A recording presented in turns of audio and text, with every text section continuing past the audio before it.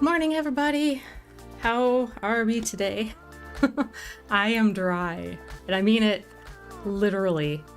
The heat has been cranking because it's been like polar vortexy outside, you know, very, very warm inside.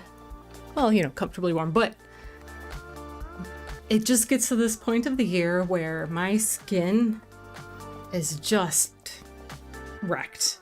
Like the backs of my knuckles on both hands are so horribly dry, and they'll crack and bleed if I'm not careful. Like I don't even have to step outside for this to happen. It's just the dry indoor air when it's cold just absolutely wrecks my hands. So that, and I, you know, especially with what I do with art and making messes constantly, always washing my hands too, and just in life in general, as we all should, right? But, oh man, it's rough. So yeah, I have tried millions of things, and if anybody else out there is like me, this is my favorite thing.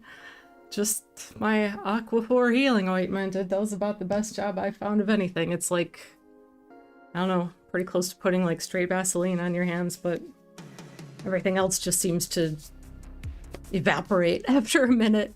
So that helps a little bit. All right. So plan for today is this is good for now. Maybe at some point I'll decide to fuss around with it a little bit more, but the focus is this section of the artwork, which is going to go kind of full on mixed media and other things happening. So we will start in there. I did do a little sketch that I'm going to work off of, and you might see a little bit. It looks very simple. I don't know if you remember those music boxes or jewelry boxes for little girls. I don't know if this is still a thing, but it used to be a thing where like you'd open it and a little ballerina would come up like this big and music would play and it would spin. So that used to be a thing that I think, I don't know, probably still exists somewhere in some made from China type things you can order online, I bet, from Temu for $6 or $3, I don't know. So yeah, I'm gonna have that here. She's broken, and there's a hornet climbing on her. And really looking at these little ballerinas, pictures of them for reference, they're very, very like simple. They're not well sculpted, you know, they're very just like a cheap plastic little form. And I never had one. I was not like a super girly little girl. So I never really examined them before, but then you're zooming in on the pictures. I'm like, is that even really qualify as a face? I don't know, maybe, but okay. Yeah, it works. It's the context. And I've got a ton of stuff that I've pulled through that I might use, like way too many things that I've pulled out to use as collage materials in terms of text items that are here, and then I have just some like backgroundy other color and texture things to go in here also.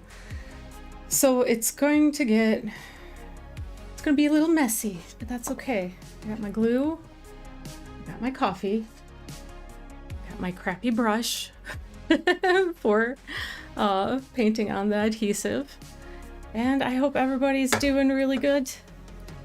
Let me see here, where are we? All right, sun's out today. That's nice. And that's pleasant start to the day that way, kind of. Okay. Just warmed up my coffee, so I'm going to probably work mostly into this drawing here with acrylic because its elements are pretty small. I'm going to want a little bit of like fine detail probably, and then just a lot of other chaos going around. But I'm going to start by kind of building up some of these textures that are kind of a background.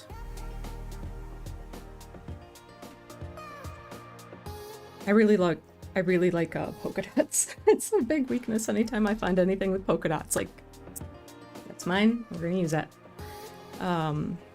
a lot of little bits of things with red.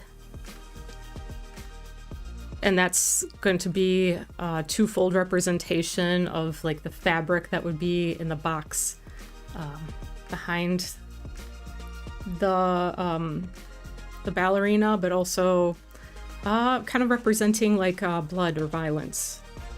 So getting a little heavy there, folks. Okay, maybe. So I have a lot of little things here. Most of it's magazine cutouts.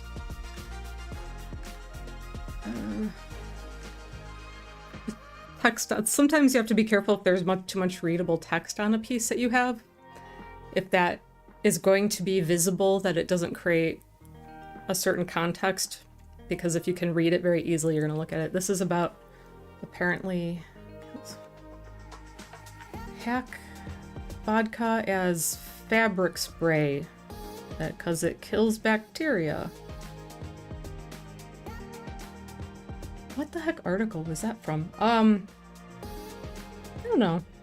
At first I thought I saw vodka and I thought it was going to be like a recipe or like a cocktail or something. It's like, yeah, that doesn't really fit. Okay. I might put down some color a little bit first, lay these things on top, incorporate them on top, and then go back over things again with some other textural elements. Well, okay, so it's going to be like a lot of layering of colors, of mediums, and things like that. So, okay, where to start here? I think I'm gonna lay down a little bit of acrylic paint, maybe? Let me think for a second till. Wait, I have some ink. Let me check this out. Ugh, I have this little basket of. It's like inks, but then it's also pigments. What do you call this stuff? Like mica powder that you would mix into pigment things.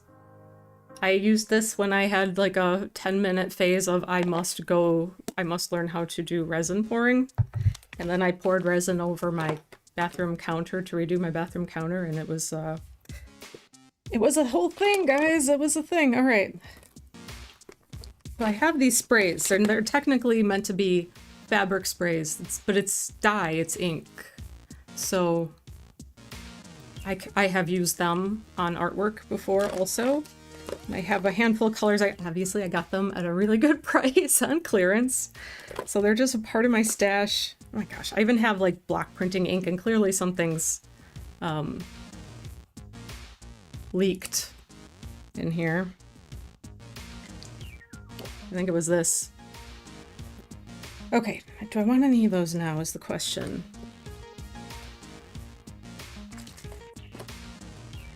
Yeah, and I have a bunch of these little guys. Which is dyes, opaque dyes, that I could use as mix-in, but they dried out? I can't even, what? No, maybe not, I don't know. Ugh, it's a mess, I need to clean that, okay. I'm not gonna put that away, I'm just gonna put it to the side, so maybe I'll actually remember to clean it. No, I don't want to use it. On second thought, okay, let's just go with my initial thought. I'm just gonna paint a wash of red down here. Maybe anything besides the red. Let me think for a second. See, this is the whole thing of like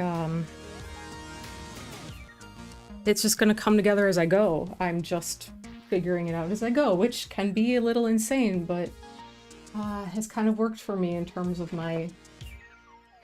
What doesn't work for me is that I have a massive mess over here right now. Because I'm like, oh, let me make sure I have everything I need right next to me for when I'm streaming today.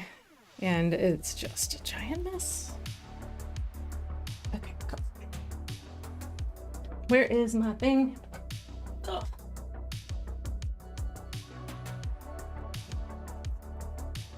One thing I didn't have near me This is the most brilliant thing. It's what do you call it? It's like a pliers for opening paint tubes. It just fits on the lid, and then it gives you that. It just, yeah.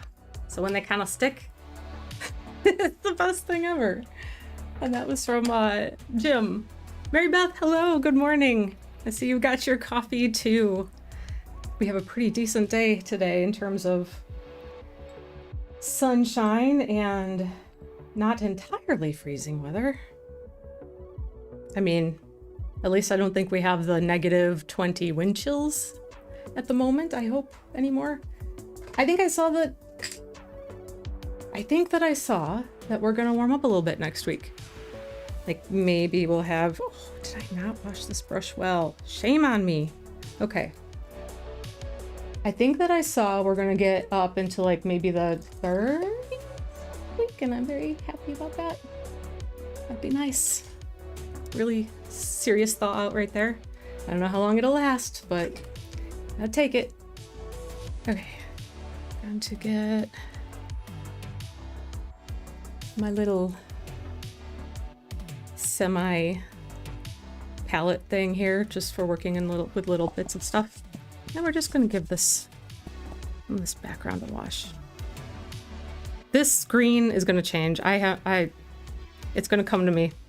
I'm sure of it. As I'm working, it will come to me what I want to do there. I'm not trying to be too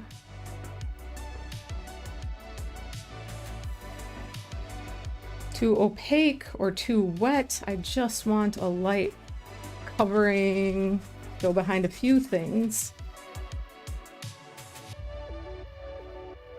And you're gonna see the paper start to buckle here, because that's what this does.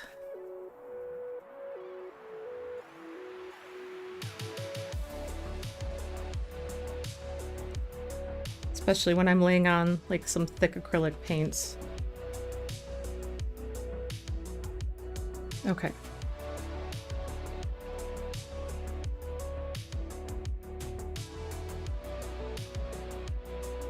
That's good enough for now. I'll brush a bit.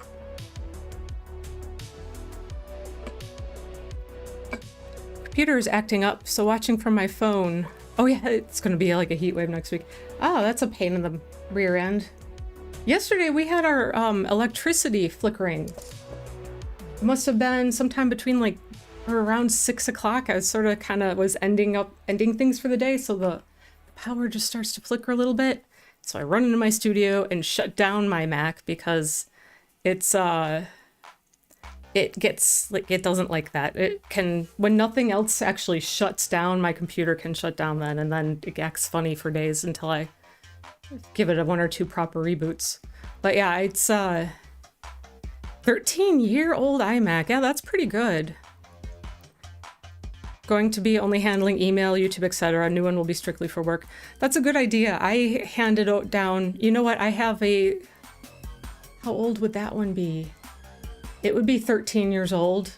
I had a 13-year-old iMac Pro that once I started trying to work with video and doing some video editing, it would no longer work for that. Like it couldn't run the program. It wasn't capable of it.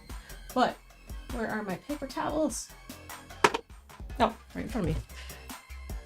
But it still works. So it's like, you know, you do the, if you scrub the hard drive, you do a fresh install of the iOS. Because what really got my computer, and it might be the same with yours, is that it starts to just, everything goes so slowly. You're waiting forever for a program to load. You're waiting forever for something to happen, and it just hangs forever. So if you do a fresh, back everything up on the cloud, do a fresh iOS install, and it will work well for you for a while for doing some of the basic things. Like my mom is still using my 13-year-old iMac because she uses it to go mostly for like just internet word processing and some basic things like that. So it works. It still works really well for her. These things are amazing in that sense. But yeah, having after 13 years, yeah, a little update, a little upgrade where something's a little faster and works a little better will be, I'm sure, quite helpful and nice. But they do last, boy. Nozzle gets a little clogged up sometimes.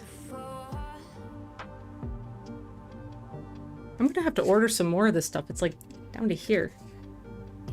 And I see that they sell this in buckets too, like in huge containers, and it's like, maybe I should just get that and not worry about it for a few years.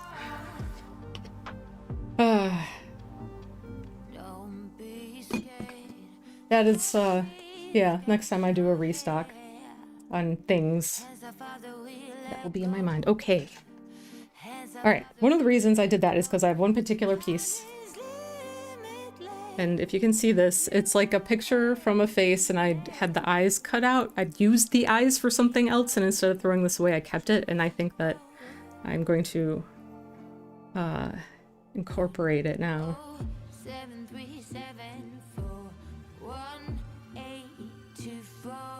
I had the most wonderful description come up today where somebody, a friend of mine who I haven't seen for a while, but I'm still connected with on Instagram, and he's a designer that works in another state now, but an illustrator. He described my work as having like a reference to like pop contemporary, but also Dadaism, and I'd never even thought about that, and I kind of love that observation.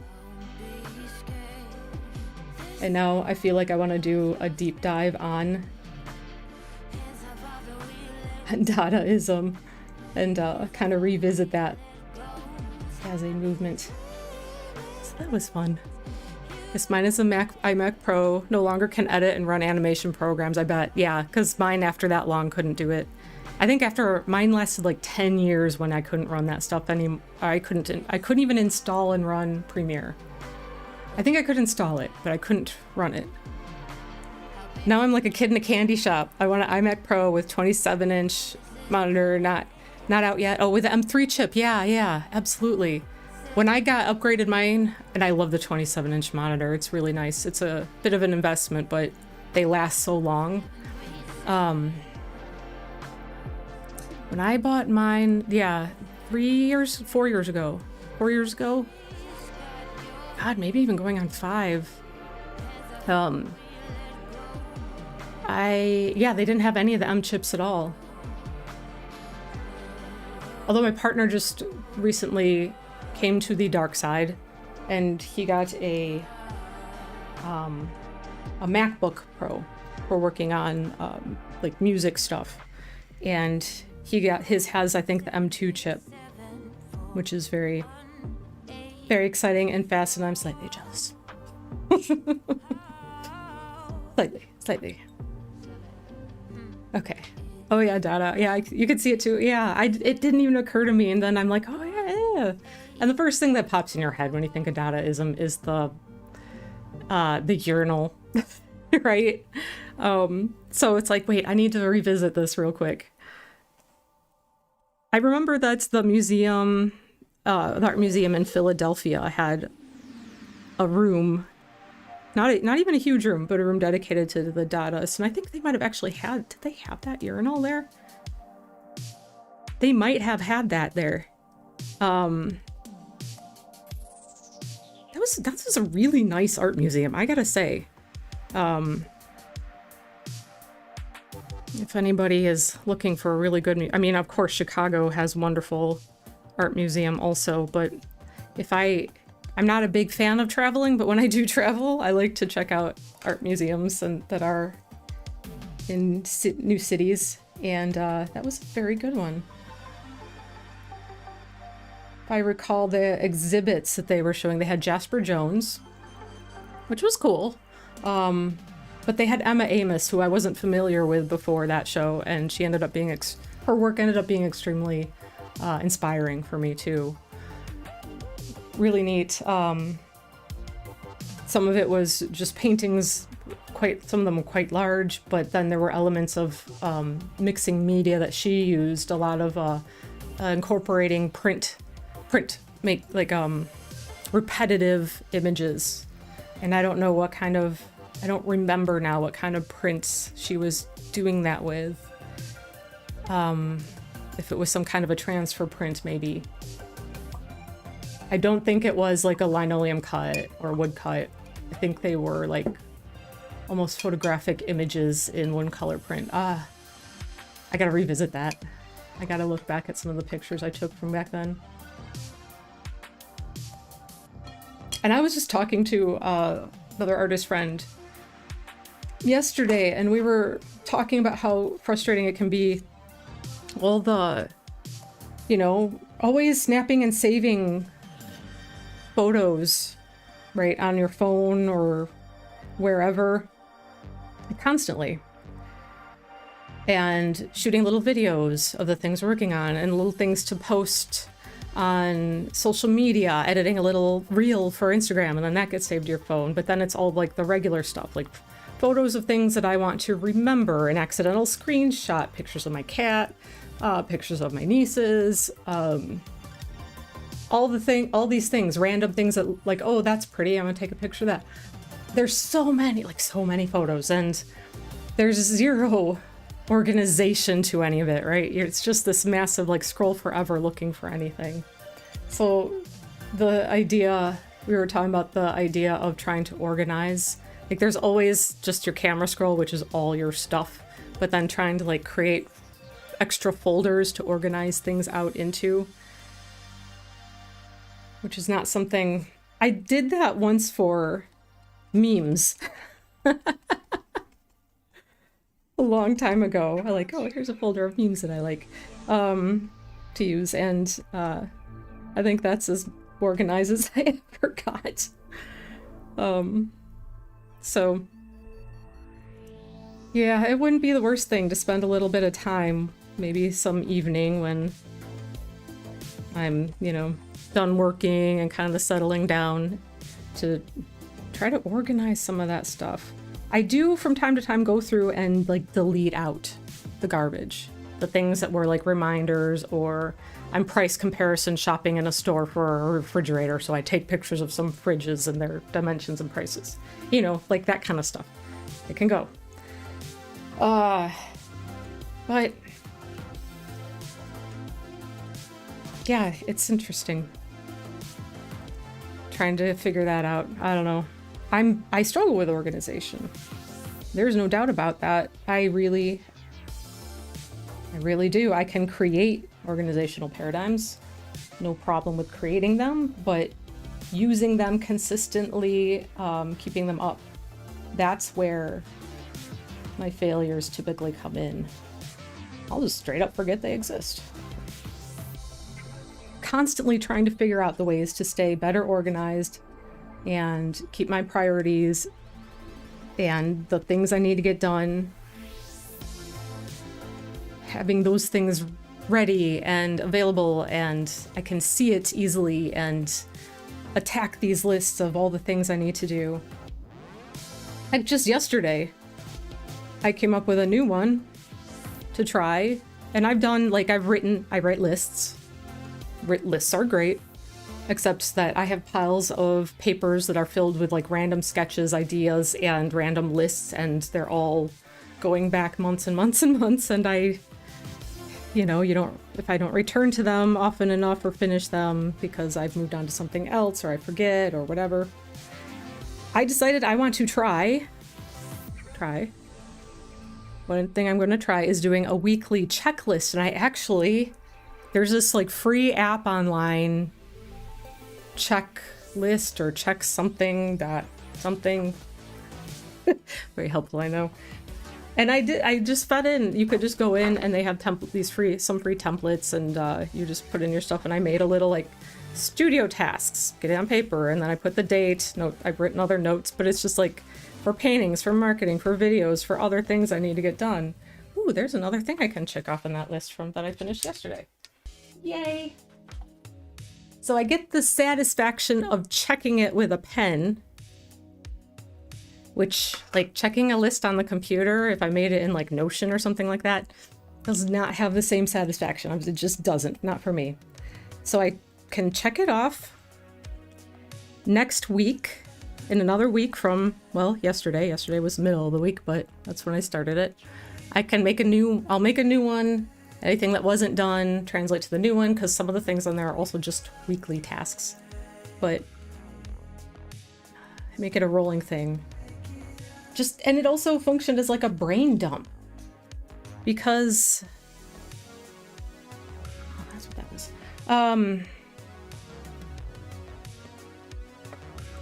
Sometimes all the things that are floating in your head is all the things you're supposed to do. The need to do, the should do's, the...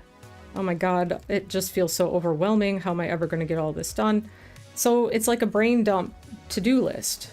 Everything I can think of, everything, whether it's like must be today, must be this week, or doesn't really matter, but I'd like to do it and it's in my mind. Or it's an idea, like just having it down someplace so it's not just floating in here, making me crazy. So it's like a twofold thing. It functions as both of those things.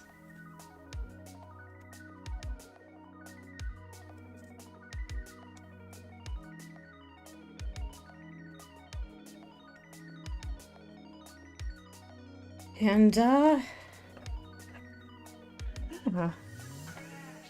I actually have this as a piece of, this is actually a canvas bit that I'd painted on for a piece that I did about 2 years ago, I think.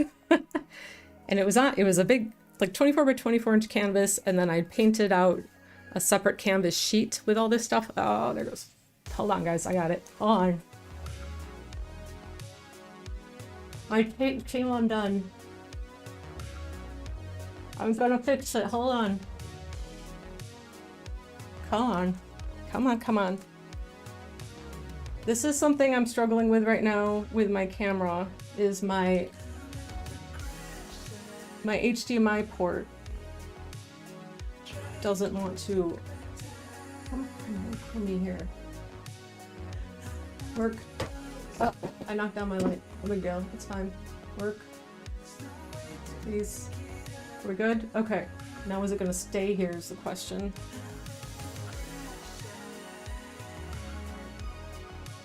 My HDMI port is going bad on my camera. My HDMI out, which is what I am able to use for my streaming, so that the video from my camera goes to my computer and y'all can see what I'm working on, right?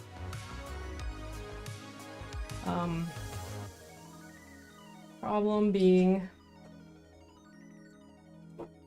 port is failing. Okay, hold on, everything's falling. The port is failing and needs to be replaced, like it needs to be repaired. It's the kind of thing that I can't fix. And I actually reached out to, okay for now, are we? I hope. No, darn it. Come on. You can do it.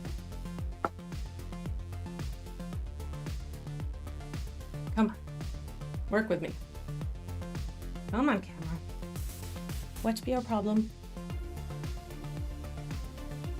Yeah, I know I knocked my light over too. Oh my lord, everything. Okay. The problem I'm having is with that port not working and this cutting out every now and again like this one.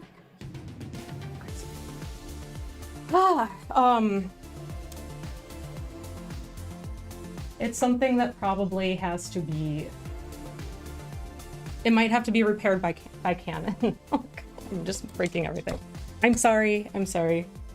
Just trying to make this work and then I'll figure everything else out in a second.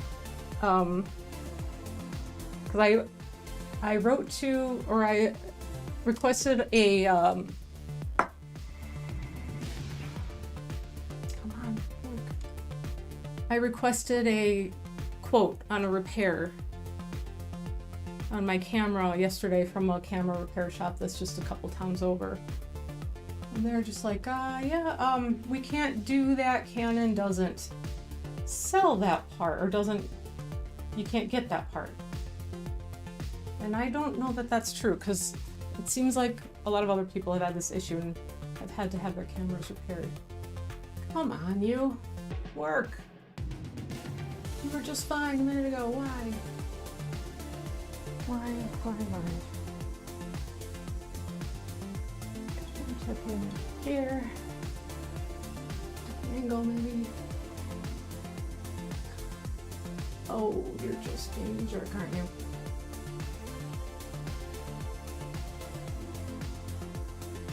Come on. Come on. You can do it, camera. You can do it. Work for me. Work with me.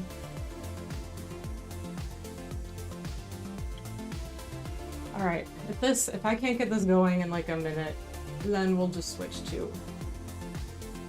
Oh my God. Oh, maybe it's not the camera. It might be my cable. No, check this out. Hold on. I'm gonna switch.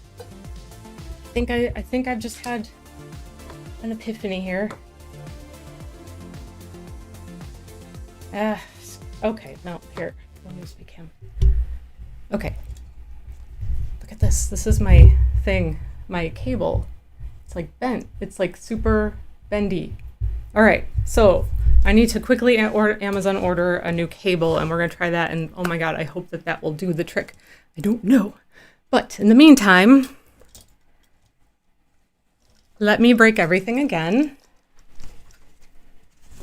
And I'm going to try to switch around, and we're just going to use, my lights are like falling all over the place. Oh my God. I apologize if anybody's like going to get motion sickness right now. So just close your eyes for a second while I move this camera. Oh yeah, this is, what a mess. You know, sometimes things just don't want to work so well for you, but that's what it is sometimes. Okay. So we're going to not have the face cam. My USB cam here is going to, for the time being, become the art cam, which is not ideal, right? It's definitely not ideal, but I'm going to try and make it work as best we can. Look at this insane mess. So apologies to everybody for that chaos that you just experienced on my end, all the tech problems that it's like I knew that the cameras needs repairing, but I was hoping I could kind of just nurse that along. So maybe it's not the camera, maybe it is just the cable, and oh my God, wouldn't that be nice? Okay, do I have anything else I want for, don't use any of these in the background. Oh yeah, I was talking about, this was just left over from another project I did. Because I cut out strips and I kind of like twisted them and adhered them to another canvas. They were like 3-dimensional. I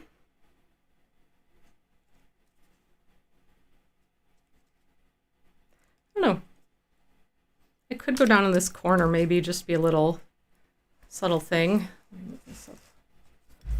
Yeah, this is weird. Like the camera stand is literally like, it's right here and I'm right behind it. So it's like right in front of my face, but it's the best view I can give you for the art, I think, for where we are here. Unless I can go a little more straight on for you. Like this is such an embarrassing mess, but this is sort of how, like me getting everything out so that it's at the ready in a chaotic way in the morning when I'm evening when I'm getting ready for my stream. Okay. It looks so bright. Let me actually turn off a couple of these lights. It's too much. Too much. See if that helps. Maybe off. Okay, that's a little better. It's not as blown out, but it's still kind of blown out. Oh, I think that's about as good as I can get it. Apologies for the quality. Like, really, this is insane. Okay. What was I doing? Oh, yeah, I thought I did hear this. Yeah, I can put it down here in the corner. It's just a little subtle thingy. This is gonna need a lot of glue because it's a thick piece of, like, it's a thick piece of canvas that I painted on. And I'm gonna need to, that was starting to dry already. Okay, we need more glue. Go. There we go. I don't like to put too much out at once because, you know, it dries fast and I don't want to waste it. Okay, kind of a thick application behind this guy. And you can see that my paper is sort of lifting a little bit off the block, and that's why I had these clamps over here in this corner. Like, that's the thing with the way that I work. Like, the watercolor blocks are really nice in the way that you don't have to, you can move it around. You don't really have to worry about it being taped down to like a tabletop area or something. But the way that I work with a lot of stuff and a lot of moisture and all kinds of things going on doesn't,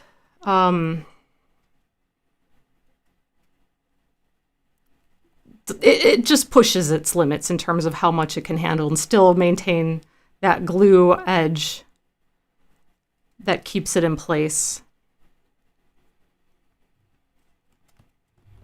Okay. We got pretty heavy glue coverage there. I think that, and the weight of it is keeping it from curling. So I think we'll be okay. And I can actually put my clamp back down on it to hold, make sure that corner stays down. So there you can kind of see just a little corner detail. I like the X's. I always think about in like an old comic-y, cartoony things, the X's being like over the eyes when a character is supposed to be like dead or something or knocked out. It's in the air. I'm experiencing it, and so is Terry. Computer issues. Oh my lord! I tell you what, it's enough to make you crazy, especially like in the middle of doing like this, where you're like, this is the whole point of why I'm here, and I can't even make that work. Yeah, not sure why it's nice out. Maybe it's residue from the past week of hellish winter. It may be. Maybe they don't like the dry air inside, you know? Maybe that's it. I don't think computers like a lot of humidity, but maybe it's too dry. Maybe that, because doesn't dry increase like static electricity? Maybe there's something there. Because I can, like my hair is, I have to put something in it to keep it from just sticking to my face because of the static. So I don't know, maybe there's something to it. Maybe there is something to that. I don't know. All right. Now, the other things that I have here in terms of using the collage elements in here are text bits. So I have a lot of stuff that I pulled out, like way too much. But it was just, I was going through my whole bin of text things and just thinking about how I could do this, how I could play it out, like the kind of things that I would use. And I started doing that before I determined what for sure I wanted to do as my imagery down here. So now that I know what that imagery is and I've sketched out, that might help me make some decisions about this. Okay, how many old magazines, and I'm finding things like this. How to be a girl. How to be a girl. You'll always be a glad girl. So let me just do a quick glance over for a couple of things.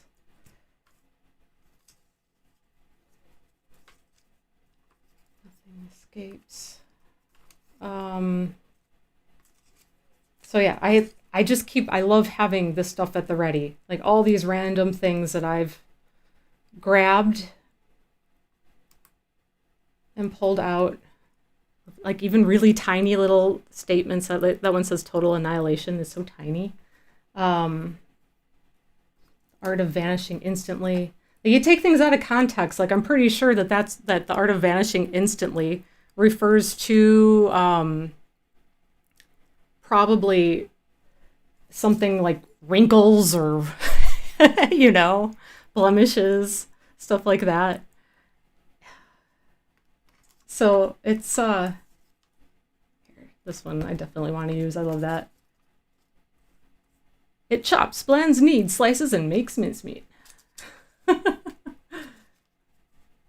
Okay, so I think I'm gonna not even all this. Even all this is probably too much. Nothing escapes. I definitely want to. I definitely want to use that.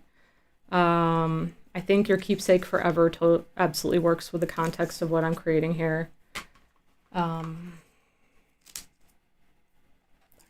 instantly.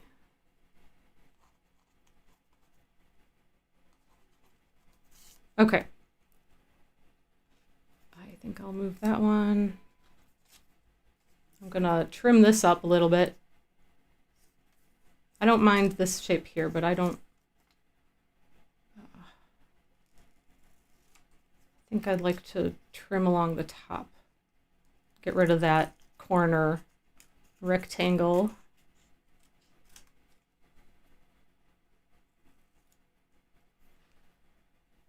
So that. Do I care about making this any neater? Maybe just straighten out the bottom a little bit.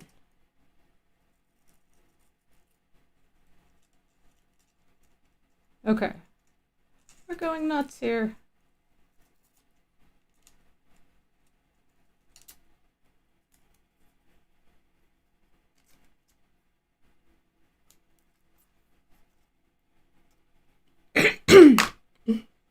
Excuse me. I tell you, it's that dry air. I don't have a humidifier or anything like that. Maybe I should. Maybe I should get one. All right. So maybe not. And I'm going to keep these around for a little bit just in case I decide to change my mind about what I am or am not using. Well, if I want to add anything anyway. I don't want too much text, just little bits of things, you know. Little suggestions.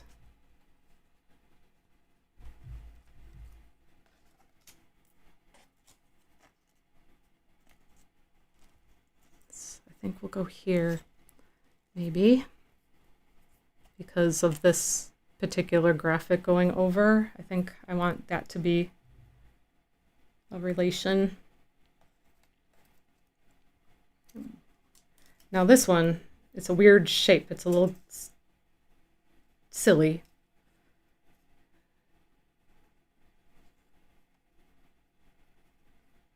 So maybe just putting it here, just as if it's like a piece on an ad, you know? And then these other things can be a little bit more subdued and sort of just barely visible, you know? Like you gotta look kind of close to see it.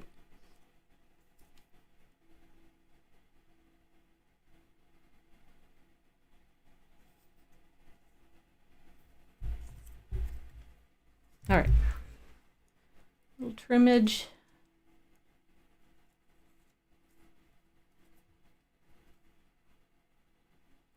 If it isn't an issue of my cable being bad for my camera, if it really is that the port's getting bad, because it could still be the case, I might have just screwed up that cable by messing around trying to make it work. I'm going to probably have to contact Canon directly to see about a repair. Otherwise, I'm going to have to, I don't know, consider a replacement, which is pain because, you know, everything's expensive. I'm putting my trash bits back in the thing and I shouldn't be doing that. Okay. Try to stay organized, Lynell. You can do it. I like this one too. I didn't even see that. It was buried in there. Must a girl really prove herself too? And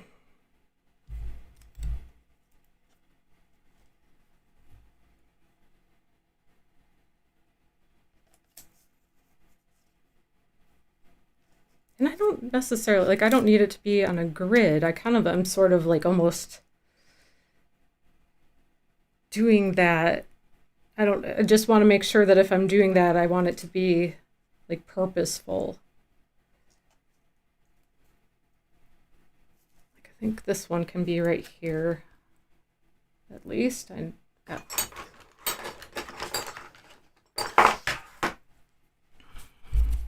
just talking through my thought process here, folks. It's just, and it looks like, if you just pop in here and see what I'm doing, it just looks like a hot mess right now.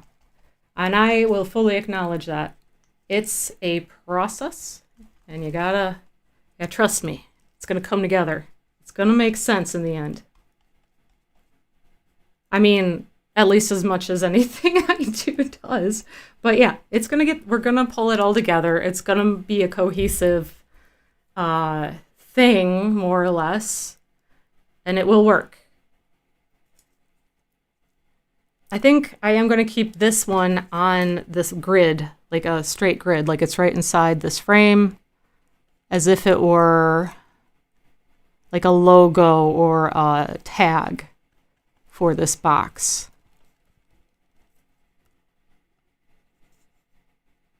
So relatively straight with the framing piece, which that green is really, really, really bothering me. I'm kind of waiting. I'm kind of going to let what happens here dictate anything else for the rest of the piece, any other changes to come.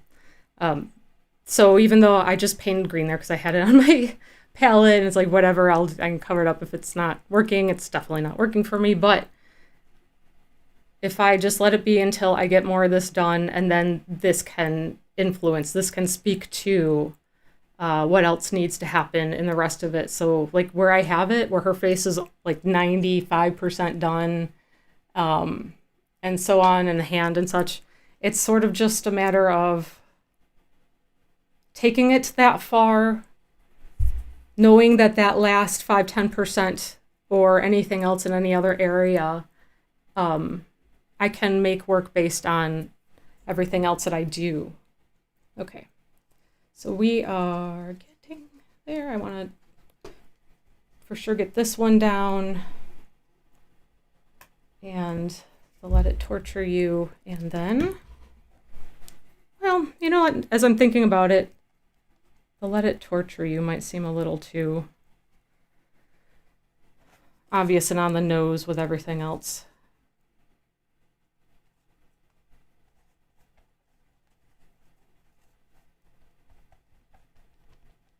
The one area where I think that I don't necessarily see my work as fitting with Dadaism is like Dadaism was kind of like just about absurdity for the sake of absurdity, right? I think. And while there is absurdity and chaos for sure in my work, it's not like it serves a purpose. It does. It like my work is about something. So I think I want to look, I just need to look more. Like I'm really curious to go back and read more about Dadaism, like read it. Maybe I'll watch some, I'm sure there's some good YouTube discussions that go into it that would be interesting to check out.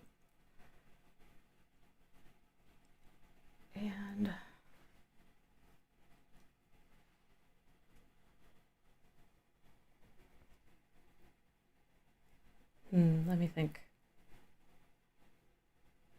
Yeah, I was going to put the Let It Torture You here for the keepsake. But I'm leaning now.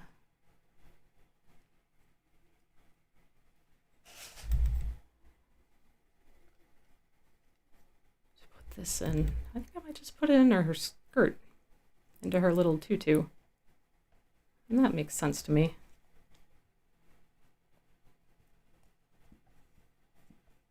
And the hornets I was looking at for my reference for my little drawing of the hornet that I'm going to paint is the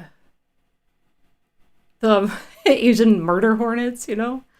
They're crazy looking. There's like an element to them that looks almost mechanical. It's crazy. Very interesting creatures. Okay. So this is essentially done for collage stuff at the moment. Let me clean my little glue dish, otherwise that's just going to be a mess. And we'll move along along to some acrylic painting and we'll start working on our figure there. I prefer to use like fabric rags, like old towels and things, but when it comes to this, having to clean off the glue stuff, it's just, it doesn't, like, it's going to destroy my towels. So unfortunately that does get it, the paper towel. So, you know, everything has its use.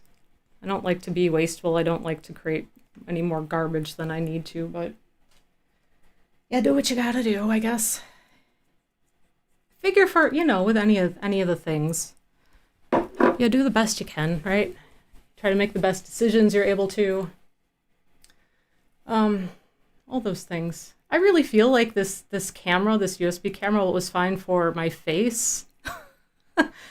The quality of the image is pretty crap. Like the colors are washed out and overexposed, and it actually looks a little like almost out of focus, I think, which well, for today it is what it is, and I'm going to try my best to figure things out and move some of this stuff that I didn't use. I was for sure thinking I was going to use these scissors. I was so for sure thought that this would be something I would use in here. And it's possible that, yeah, I'll find the spot that it will make sense for me to put them in there. But as of yet, this fork has been floating around because it's too big to fit in my bin of cutout things.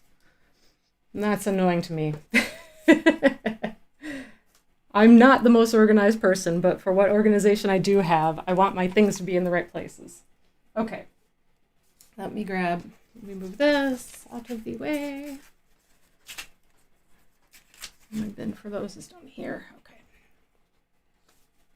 So let me grab.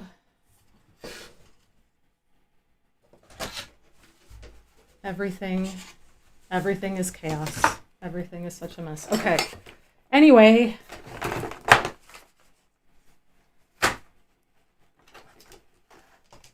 Let me make room for my palette over here, my camera stand for my camera that it's not working. It's in the way. All my paints are in the way. Okay. Here we go. Here's my palette. My paint water looks like death. It's like blood red. All right. Let me have a little bit of coffee here for a second. Some days, I tell you, are just not. And it's not anything to do with the artwork. I still feel fine about that. It's just the whole camera and tech situation this is just so frustrating, guys. I'm sorry. I feel like it affects my quality a lot, and it does. And I don't care for that, but we're still gonna do the thing. While we're at it, while we're here, I'm here, you're here. We can do things. Make the best.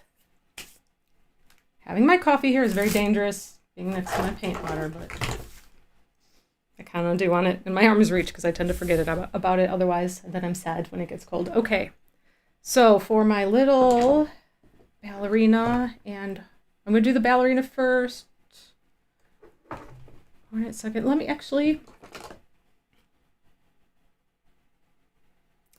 me paint out some of the area around her as well as her. So I'm going to grab some of my trusty Payne's Gray. A little bit of my red, Naphthol red. Broken cap. Makes me so angry. Broken caps on paints. Bane of my studio life.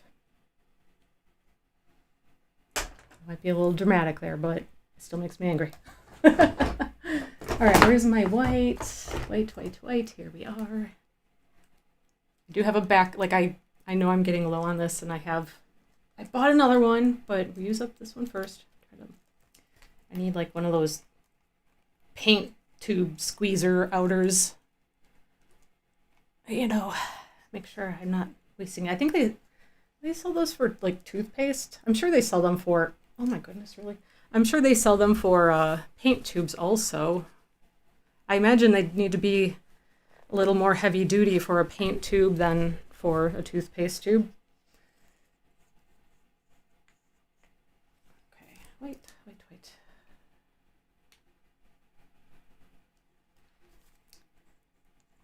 And for the ballerina, like her skin, it's going to be very simple because she's just a plastic toy. So it's just a little bit of yellow oxide, but I'm also using that on the hornet, so a decent amount there. And I had a little, just gonna go straight to the magenta as to make the flesh tone. A wee bit of magenta. And then I'm gonna throw a little blue on here too because that was probably more paint than I need to put down. It's fine. It's fine. And I'm gonna use, don't I have a particular color? Okay, yes. This is what I want. Phthalo blue, which I'll use for like her clothing. We'll make it like a light blue. That might be my favorite blue to work with. It's so like it has just intense, very mixable, beautiful color. Okay, so to start with, I'm going to, which brush do I want? Oh my Lord, this other light pull thing. I tried building this like crossover arch for light for my desk, and as lighting goes, it works really well, but I haven't figured out a good way to like keep it standing upright. You know, it is what it is. What can you do? Okay, so for my little plastic ballerina, we're gonna need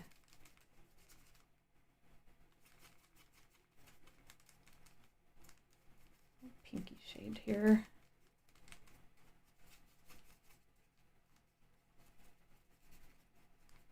There's also like an element, the history of the ballet is really quite, there's a lot of racism in it. It's kind of messed up. If you ever read about it or see any documentaries that talk about like the original founder of the ballet, it's pretty messed up. So that adds, that even for anybody who's familiar with that history of it, adds a little bit of context to what we're doing here.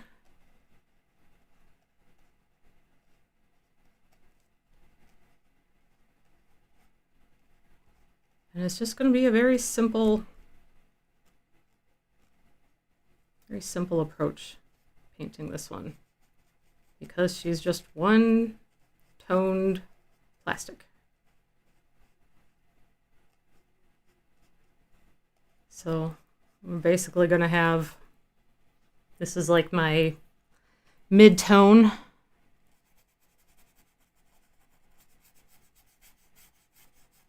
I'll probably mostly paint over the tutu because it's going to be like a, what do you call it?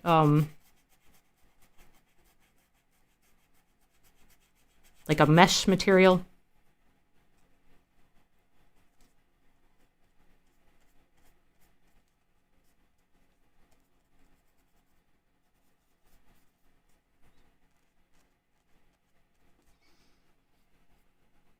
Okay. So shadow will be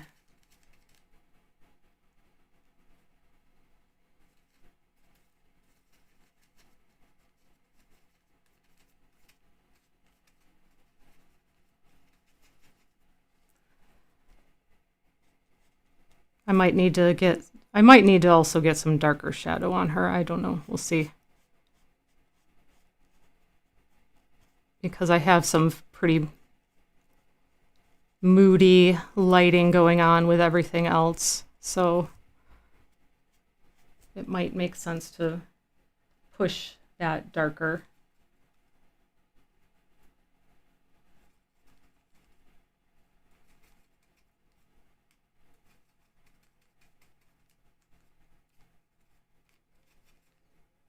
So just kind of mixing something that could be like a super dark shadow area for high contrast.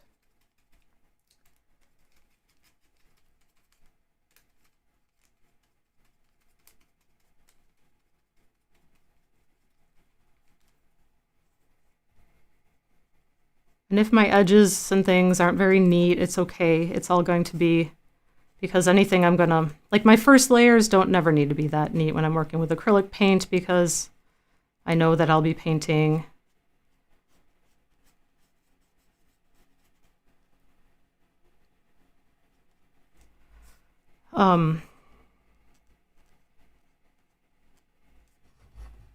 sorry. Because I know that I'll be painting out everything, anything that's touching anything around it.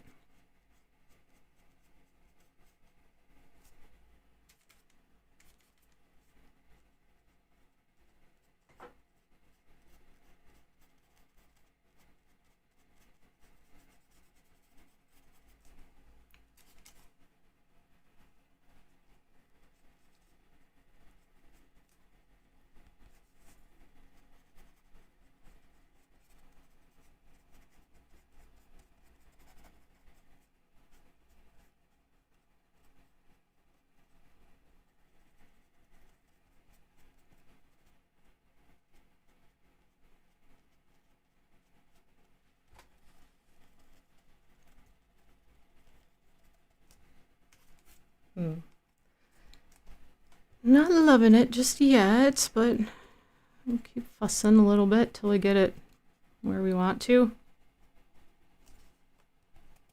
One thing is the way that these figures were formed, like their legs are not two separate pieces of plastic. It's just one piece of plastic, and there's sort of a seam, a little divot to denote where things are. Jim, hello, good morning.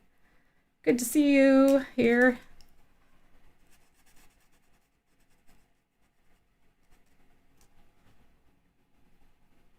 And yeah, it needs, and to look plastic, you know, you got to have those high contrast, like the shiny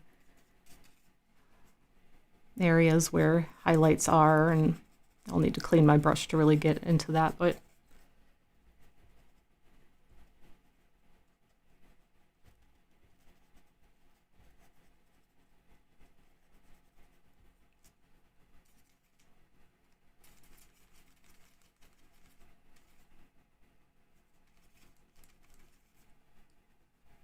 I was reading this morning about, there's actually been a study to demonstrate that the quality of searching on Google has gone down, like the quality of your search results.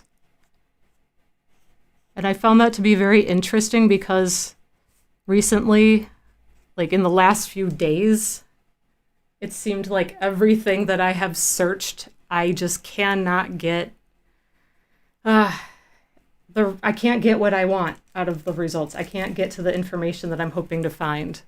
And I don't know, and I wasn't sure whether if that was just like me searching for things that were maybe like particularly,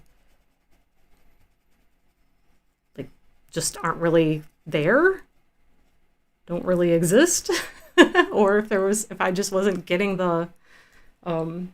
wasn't communicating clear enough to the search engine or what. But so I found that kind of interesting. You were commuting, got coffee and a donut on the way to the makerspace. Nice. It's a beautiful day to like walk and pick up, you know, a coffee and a donut. For being a winter day, it is still quite cold, of course, but not nearly as bad as it has been. Not as polar vortexy as it had been. All right, we're getting a little messy here, but come back in and correct some of that with a smaller brush too.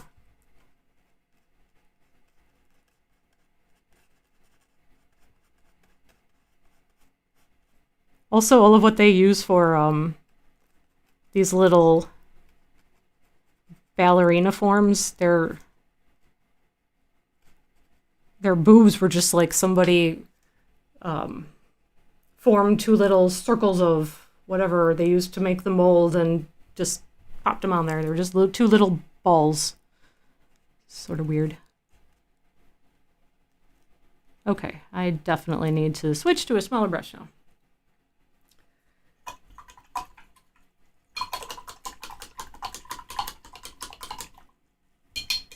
Get that cleaned pretty well before I let it be. Always lay my brushes flat or even like slightly inclined this way to dry so that the water isn't running back into the glue.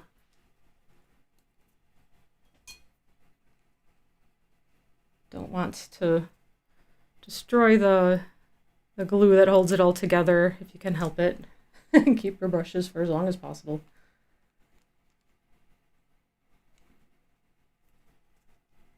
Because everything's expensive.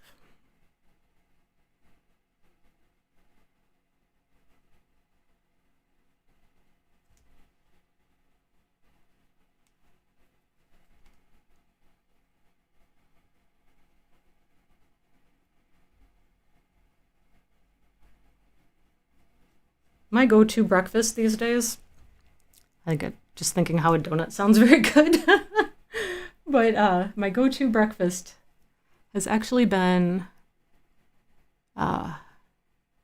bran flakes with flaxseed and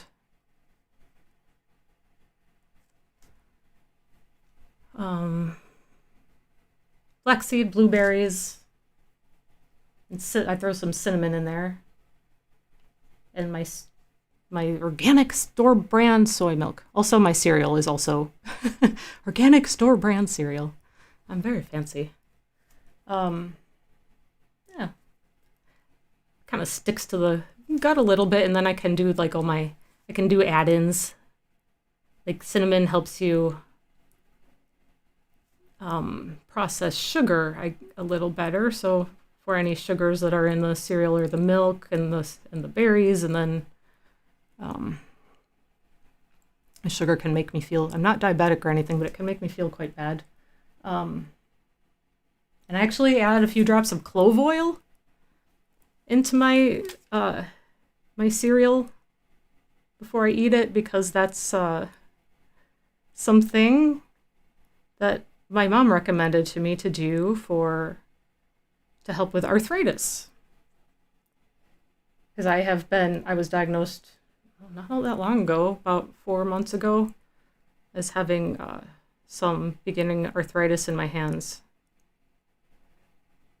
And to help with discomfort or any, like managing the discomfort of that and perhaps hopefully slow it. There's some, like, science is a little minimal on it as of yet, but it does suggest that there could be some benefit. You just have to be careful, because it's also, like, you have to make sure that you have a clove oil that's designed to be consumed. Most of them that you see are designed to go on your skin.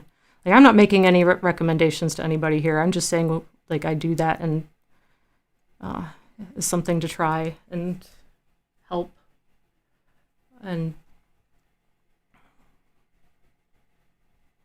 I think you have to be careful with it. It can, like I said, it can be toxic in large quantities. You need to make sure you have a type that that isn't just topical on your skin. And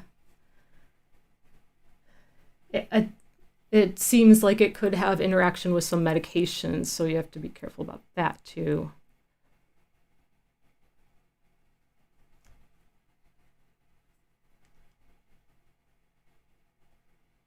But just something I'm trying. That and turmeric, ginger, all those types of things, supplements.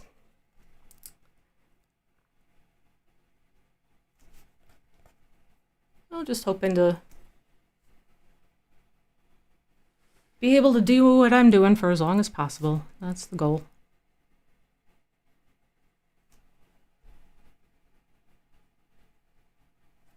If I ever got to the point that I couldn't paint, that would be a very, very sad day. I hope that never happens. I might struggle more to do like fine details, but that wouldn't be the worst. The worst, as long as I can still do the thing.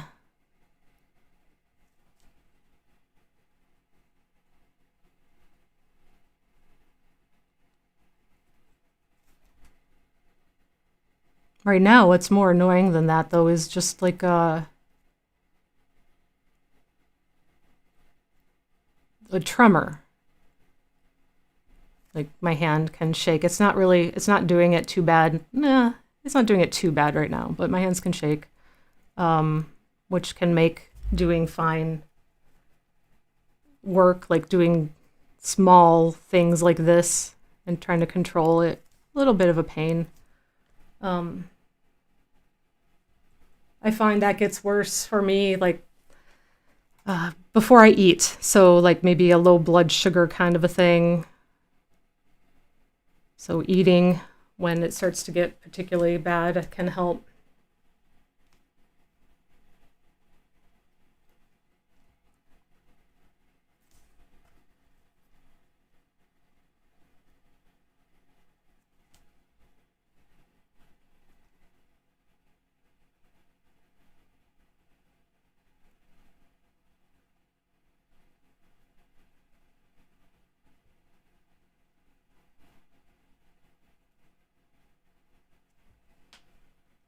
Starting to pull a face out of there a little bit.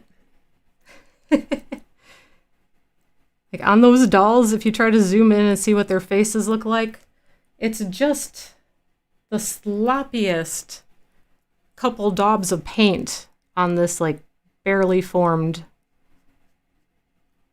like extruded face, plastic thing.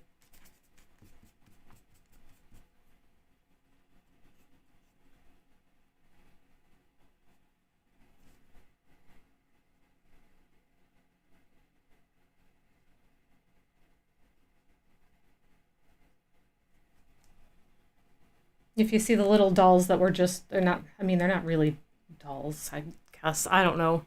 The ones that were a standalone music box, where it wasn't the box that opens to reveal it, and then it would play music and spin. The ones where you just wind it up, they were generally much higher quality sculpts. They looked a lot better, but I didn't want that. Not for this guy, not for this piece. We're going for the little box with a little spinning doll inside. A little spinning ballerina. Is that a thing that people would even, like, people younger than me would even recognize anymore as, like, being a thing? I wonder.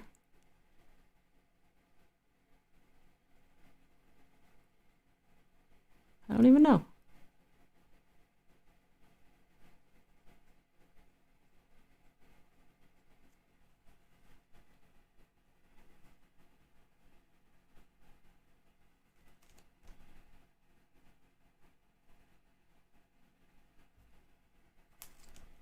Do not even know.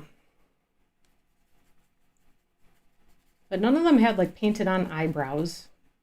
The paint was literally just like two maybe level little daubs of a dot for an eye mostly, and then a little dot for the lips, and that was the extent of it.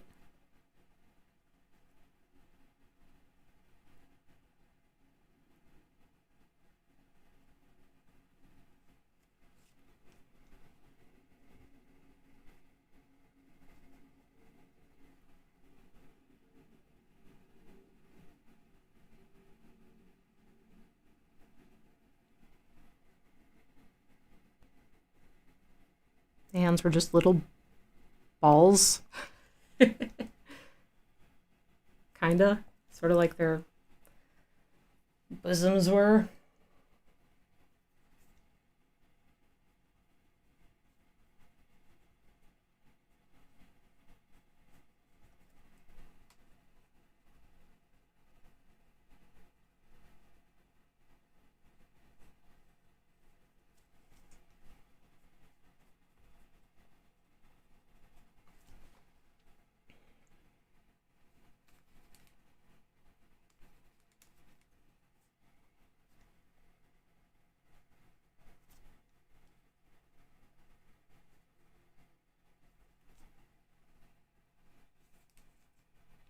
Trying to get just a very bright little, not quite white highlight. That will show up more once I get some background and such painted on too.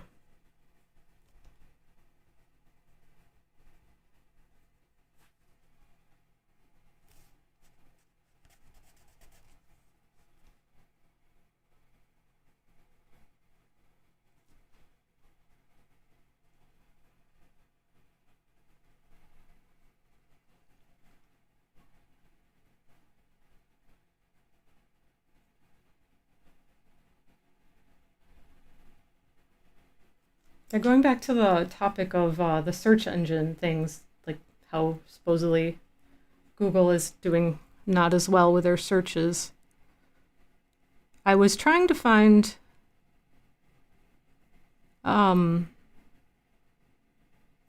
information on, well, like my camera. Like, what's the deal with the failing HDMI port? And it would come up with people talking about how to get clean HDMI out, a signal out. It's like, that's not what I'm looking for.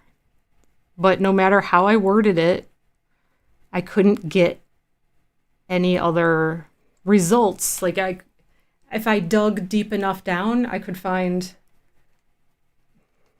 a couple of old message board things where somebody mentions about it, but not really anything that gave me any helpful answers of any sort.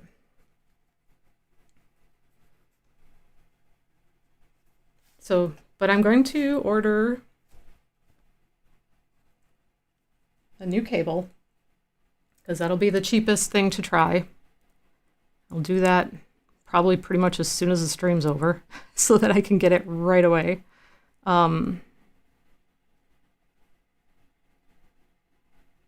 And then if that doesn't do the trick, I will have to contact probably Canon directly to see, which I'm not thrilled about because I'm sure it wouldn't be cheap, and I'm sure that I'd have to be without it for a couple of weeks, and that would kind of...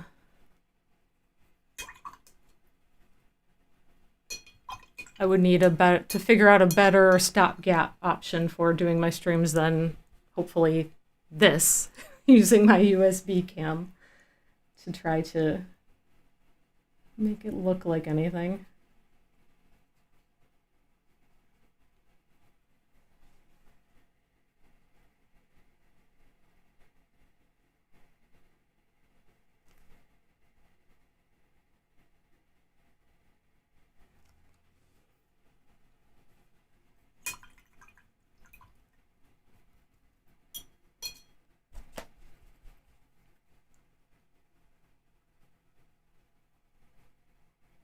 Okay, let me see.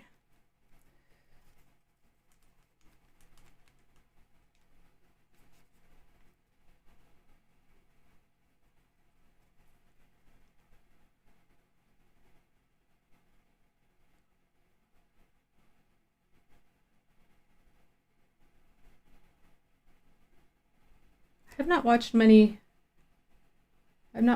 TV or anything since I last streamed, but I did put on one movie late the other night.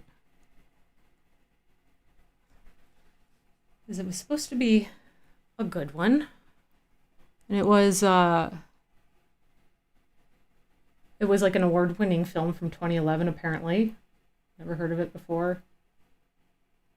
We Need to Talk About Kevin was that one. And it was like, it was Tilda Swinton, who is amazing. I think she's really great as an actress. It was her, and in a much smaller supporting role was the guy who played her husband. He's a comedian that often acts with Will Ferrell, and I don't know his name, but he was in that Step Brothers movie. I don't know if I know his name. And then a son that's played by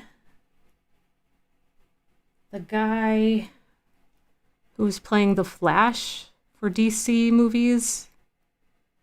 And then I guess he had gotten in trouble for, I don't pay much attention to celebrity news. I believe that there was some allegations against him, but this was when he was like a teenager, since it was so while ago. Chelsea Riley, yes, that's it. It's like a 2-hour movie, and it's basically like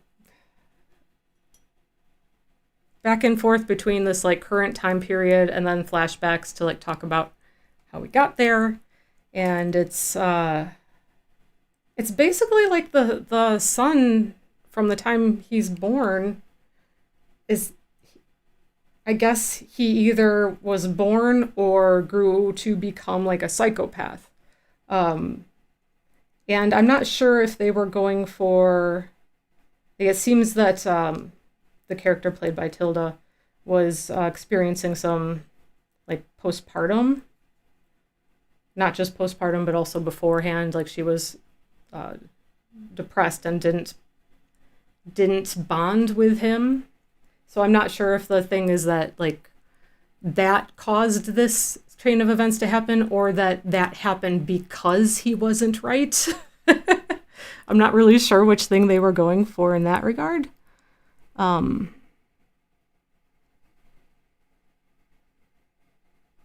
was a dismal movie in terms of like the tone and what it was about. It was very, very bleak. I think bleak is a better word for it than dismal. It was very bleak. Very, very bleak. But it was very well done, even though I'm not really sure what... I don't know. It really bothered me that the mother of the boy, because he does something really terrible that affects the community, and that people blame her specifically, it seems. And that's a little... I didn't really understand that. Like, it seems like there might have been something to do with the court case when he was charged. They kind of suggest something going on there because people are like calling her a monster as she's leaving the court, but they don't really expound upon it. So, it was a well-done movie. I liked it. And I think Tilda Swinton is an incredible actress. And she seems... Doesn't she just seem like timeless? She never looks different. She does... I have no idea how old she is, but she is like both... She can be both old and wise and also young and carefree. She can, like, at any age, it seems, play the spread, and it doesn't matter. And of course, there was... what was the movie? Oh my gosh. Suspiria, the remake of Suspiria. If anybody hasn't seen that, like, it has some very intense scenes of things happening. So I don't know that I can recommend it for everybody if you're not okay with some of that, but it's Oh, it was so good. And she plays 3 characters in it. And, like, it's nuts. Like, one of them is obviously her. I think somebody would, the other one, somebody would almost have to, like, tell you. You might be able to figure it out. But I think the biggest giveaway to one of the characters is in the voice. But by looking at them, you would not realize this. It's so crazy. She's such an interesting actress.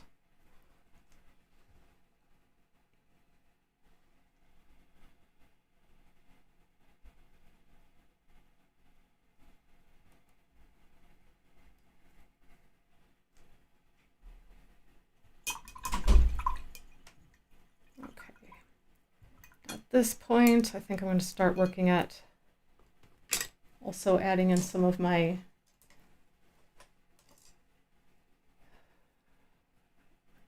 background around her. I might find that I need to darken or lighten some things based on how this goes, and then I can go back in and add like the hair and the clothing in the hair, the bun. I was very, very young, and I took, I don't know, 4 or 5 maybe? I really don't know. Having taken ballet lessons, or a ballet lesson once as a child. And honestly, I was very young. I don't really remember much of it at all. What I remember of it was the buns, the hair buns, when they tie your hair up in a bun for class or whatever. That, like, I remember thinking, man, this hurts. Like, pulling your hair back and then fastening it with bobby pins, and it just felt like everything was just pulling and digging. That's, like, what the main thing I remember of it. It's kind of funny. And random, just the things that stick with you for some reason. Tilda Swinton did a cameo for What We Do in the Shadows, a TV series. I remember, I think it was a club meeting of the celebrity vampires. Oh, nice. I saw the movie, What We Do in the Shadows, and I enjoyed that. And then I saw, I think, maybe the pilot episode of the show. And I didn't stick with it. I did really like the movie quite a bit. And then I also I think I know some people who just watched the show too.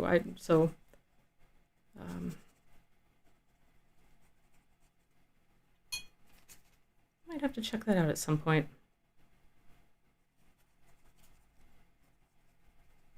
I can have issues with starting shows. Isn't it terrible? It's like commitment issues, the way I consider it, I guess. But the skirt will get painted back in. I just need, since it's going to be like a netting type fabric, I need to be able to see what's behind it. So that's why I'm painting her legs, or at least suggesting them, and then where the skirt would be. I have fairly recently started 2 shows and haven't gotten past the first 2 episodes with them, simply because it's like taking the time to sit and watch when I'm ready to pay attention to something, and one of them I'm just watching by myself, so it's like, it's not that often that I just sit down to watch TV shows by myself either. But that one is Fleabag, the comedy, which is kind of nuts. And the other one is Dark. And I've been recommended Dark by so many people over several years. So finally started that. It is one that it seems like you got to be like paying attention to it. So to what's happening, to understand like what's going on, so it's like you have to be in the right, like, not too tired when you're starting something, putting something on the TV late at night before bed. And so saw 2 episodes so far. I'm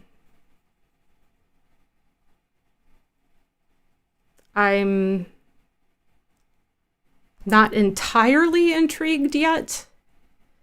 I feel like the way it's being set up, you can kind of tell what's happening in a way, even though it's supposed to be this like weird what do you call it? Like supernatural-esque, not really supernatural. I think it's supposed to be based in science, but this phenomenon happening. I am hoping that it's not just that. You know?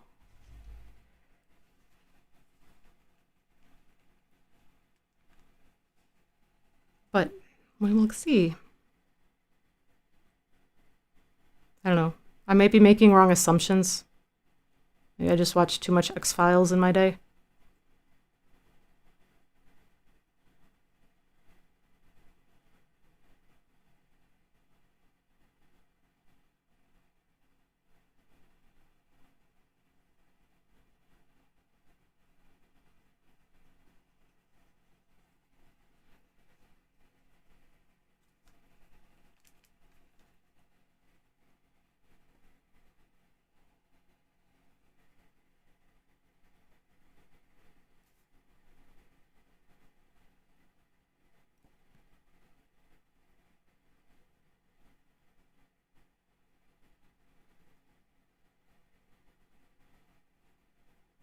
Oh, yeah, and then I still have to paint the hornet.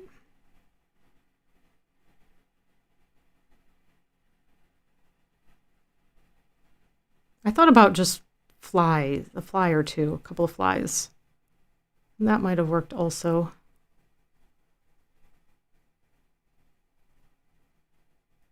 But I think I like the hornet better as an external force more than like flies to me would like let's get gross for a minute, would symbolize like rot, which becomes more of like an internal element.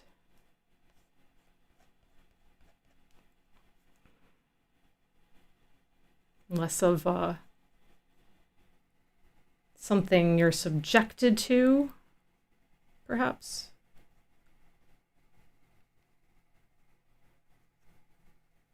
So if any of that makes sense in terms of my thinking here, why I would choose one thing rather than another.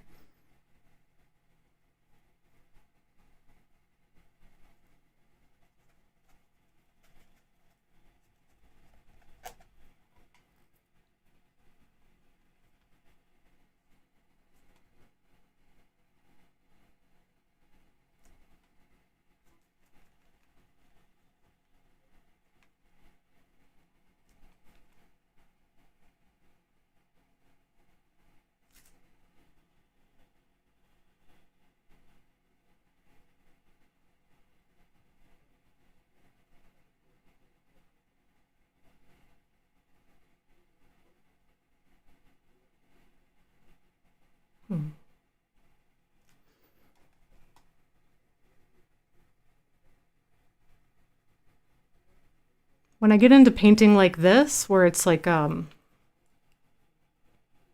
it's less about decision making, it's more about just like making something that's very cut and clear, like painting it, making it reveal itself.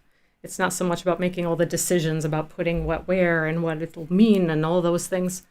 Then that's when the painting process becomes less about being energized for me and more about like a soothing and calming activity.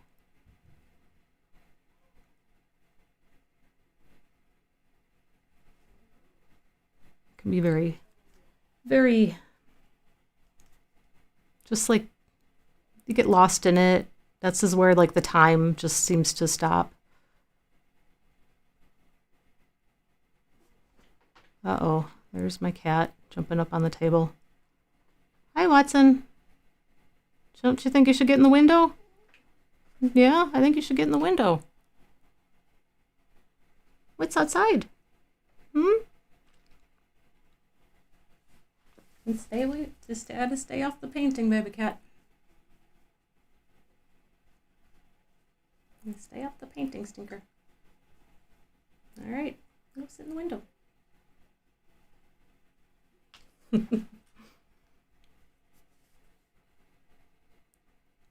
It's not time for lunch yet. You're gonna have to wait.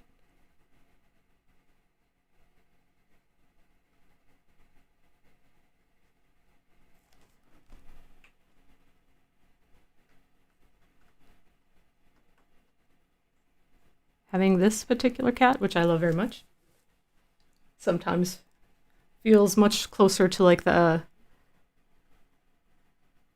experience of having a dog. He's very, I mean, certainly not actually a child, but closer to it than the normal, what you normally expect out of a cat. Perhaps. He's pretty great though. His middle name is Trouble much of the time, but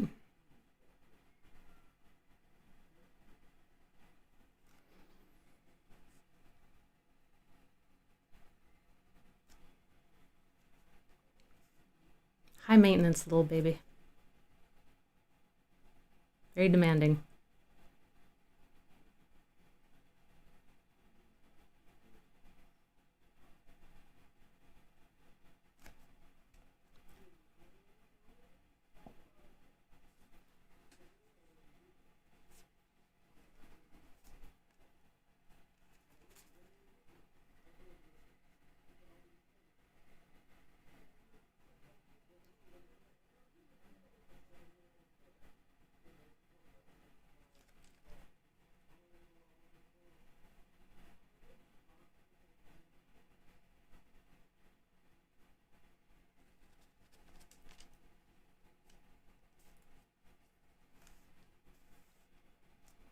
Another random, I guess, news story was about somebody's making a biopic now about Richard Simmons. And I guess Pauly Shore is cast to play him. And they did show a picture, and he looks pretty. It's pretty good likeness, but like the headline, it's a clickbaity headline, like that Pauly Shore is playing him and Richard Simmons isn't happy about it. But what it seems to actually be is that the entire biopic, the fact that they're doing this biopic about him, he has no involvement. He doesn't particularly want it done. Isn't that kind of messed up? That somebody else can just decide that they want to tell your story and you can have no say in that? That seems kind of crazy. Like, I know that happens a lot with people, like, after they pass, but then, I don't know, when you're still alive, like, my life still belongs to me, and I'd like to have some say in the things that are representing me and all that. Like, it just seems kind of messed up.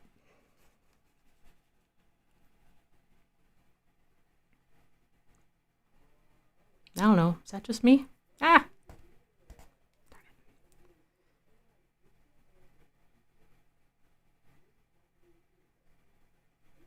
Like, I could imagine that if I were in his shoes, I mean, I'm not that kind of public figure, not even close to it, but I could imagine that, because he's basically like retired and just living a life.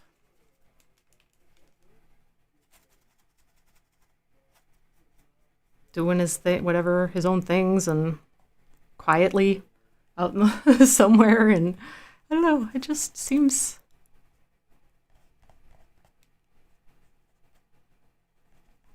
Weird.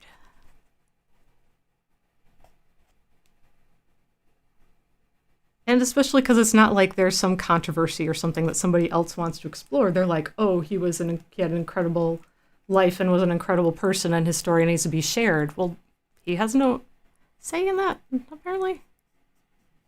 I don't know.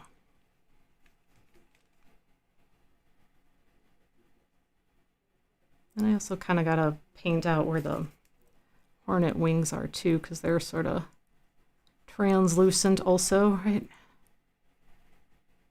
Just try not to lose track of where they're supposed to be on the painting.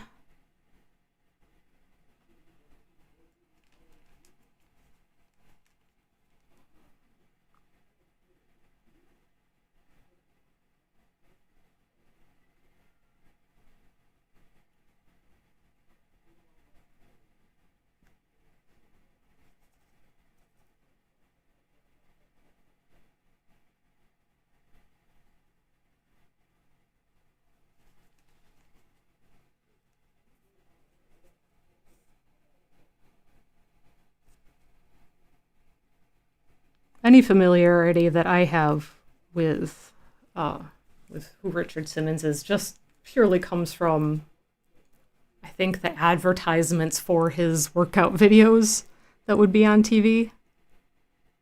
I never used them, watched them, saw them. He always seemed like a caricature of a person, but I was never that, like, drawn in about it. I was never like, oh, I must know more about him. Maybe that would change when there's a biopic, but I just still feels weird.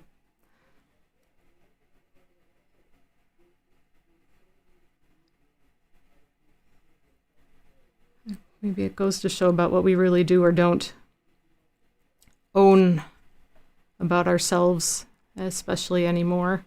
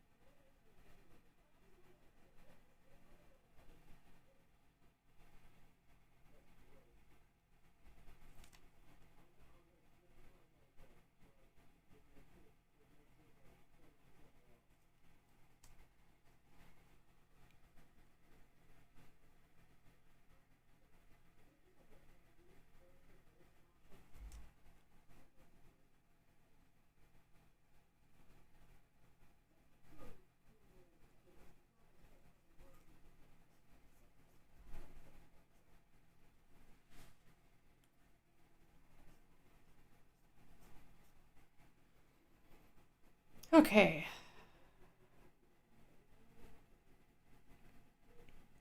I think that more or less does it for the background at this point, so I can go back in and start doing some of those other little details.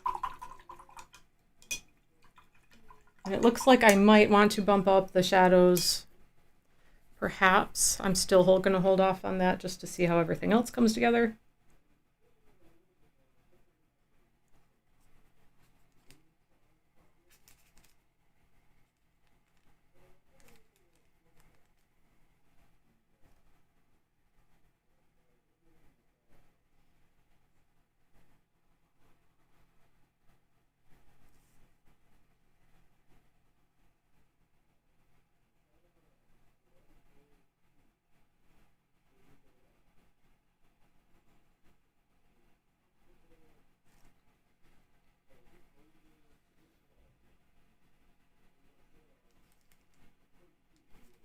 All right, let's get a little bit of brown color for her hair.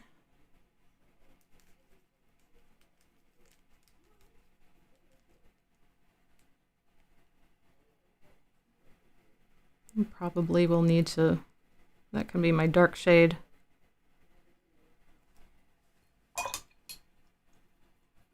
But need to be much lighter because of the how dark the background is.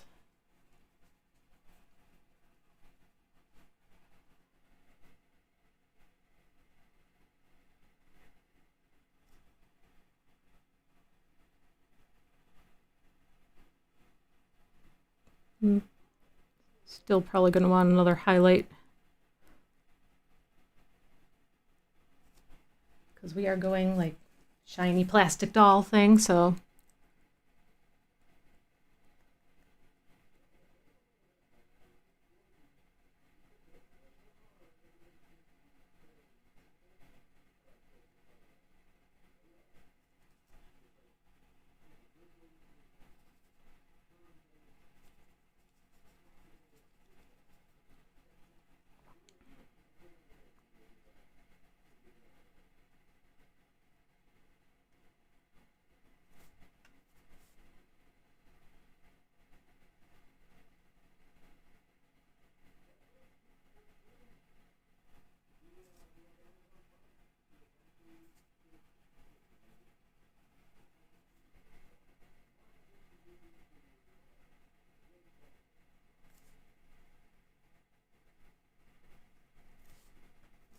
All right, smaller brush time. That is not working.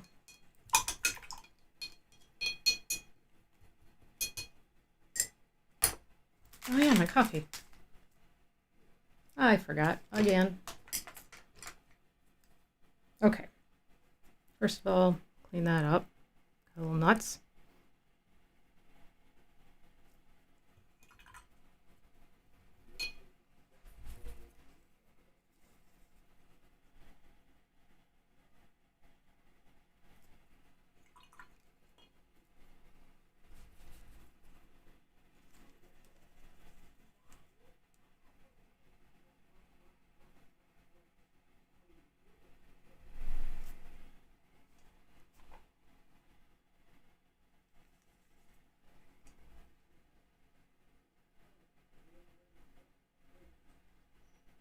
All right.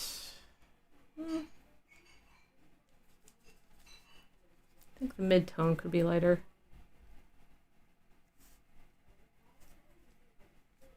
Ah, no. All right. Ah. Messing things up, Lynell.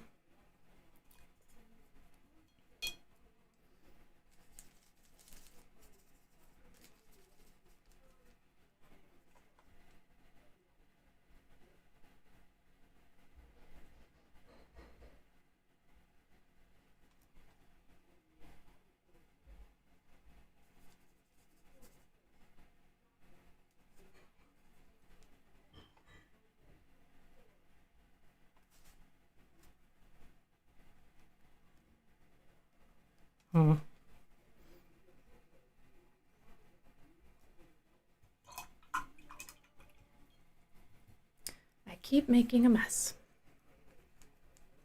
But it's okay. These are messes I can fix.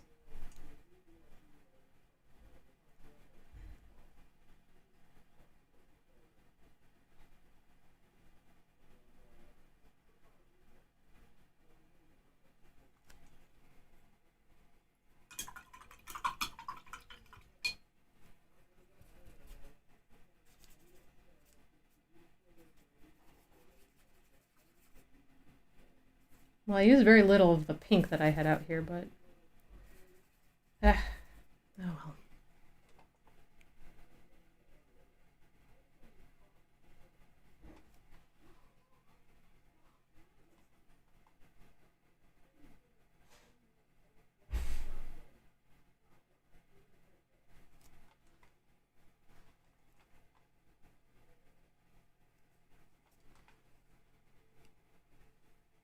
No, that's fairly close for these weirdo little things.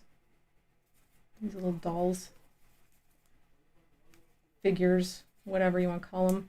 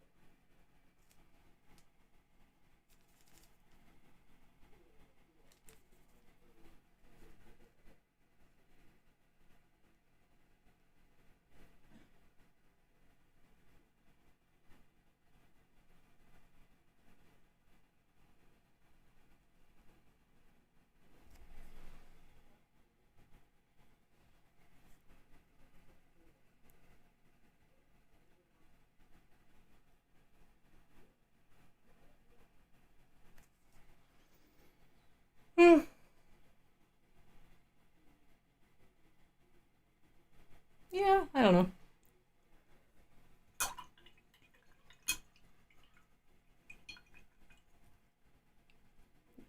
It's gonna need to like, I'm gonna need to crank the blacks on it probably. Or the darks. I really need to like pull out more shadow that works for this. But I just want to get some more, start getting some of the more elements down on here, because kind of seeing it all together will help make those determinations a little clearer. So we're going to go blue for her clothing, for that being her top piece here. So this is my darkest shade.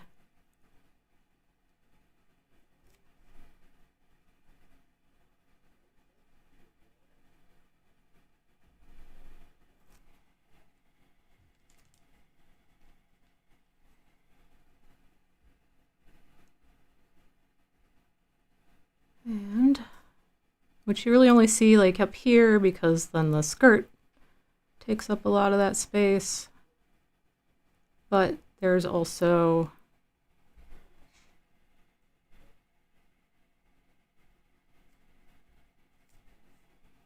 her little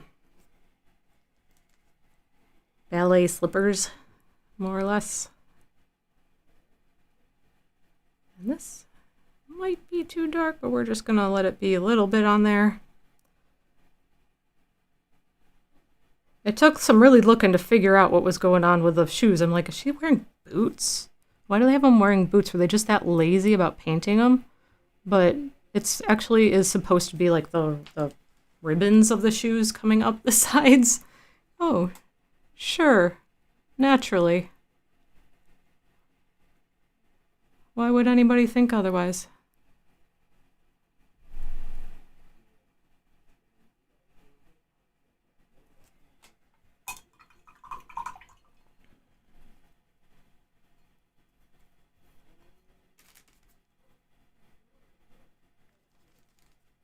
Alright, looks a little... I love how this particular blue is affected by mixing white into it. So this work up like a mid-tone. The paint's starting to get pretty dry.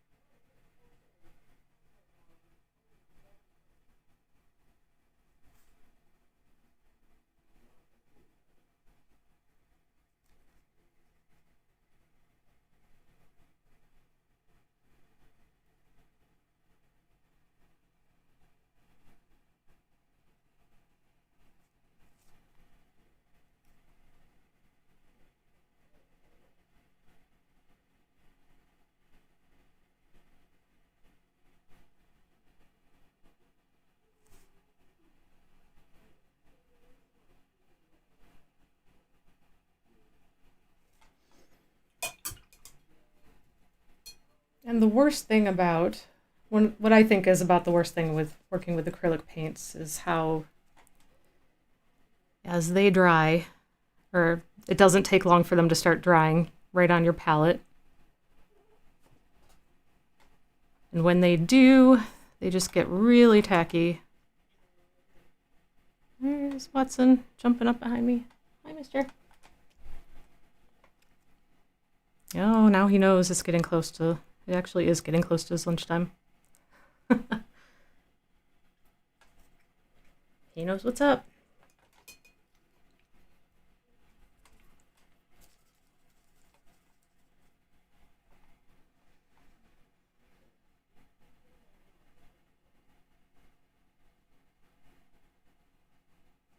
This cat has an incredible sense of time.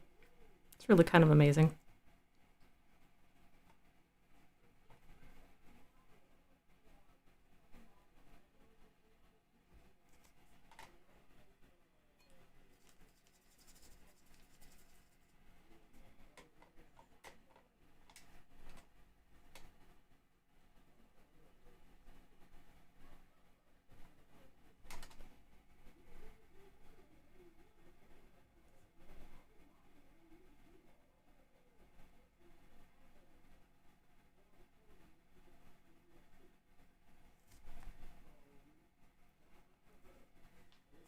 I normally consider myself pretty good at painting breasts, right?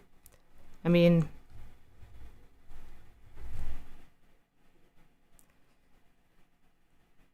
but these little round balls that they put on these dolls, that's a bit of a different situation.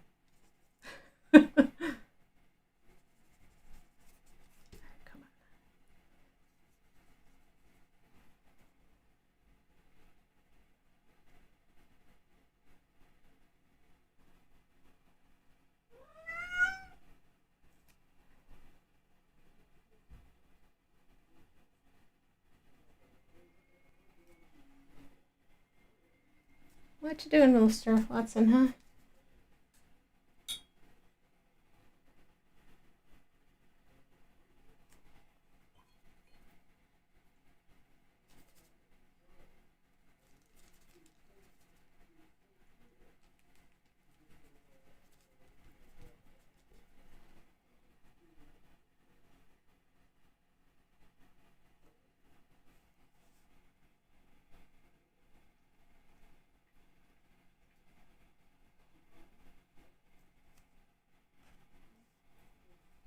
Is she looking sufficiently plastic yet?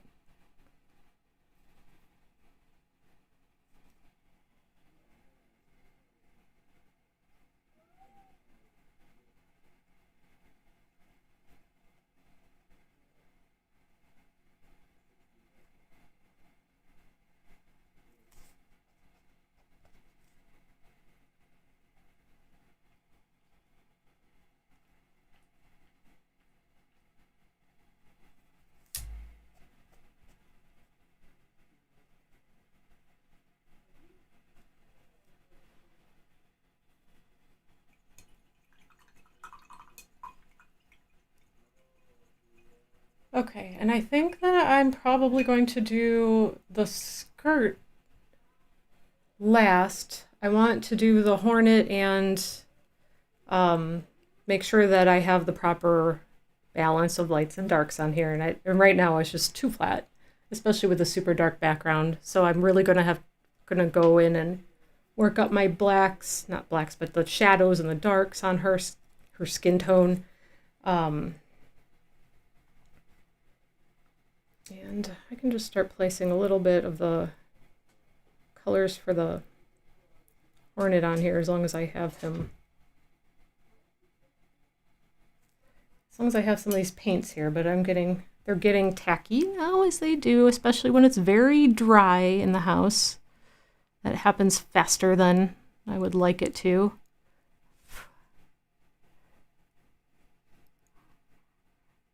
But I can at least get some of this painting for kind of like an underpainting for his parts of his body that are bright yellow color.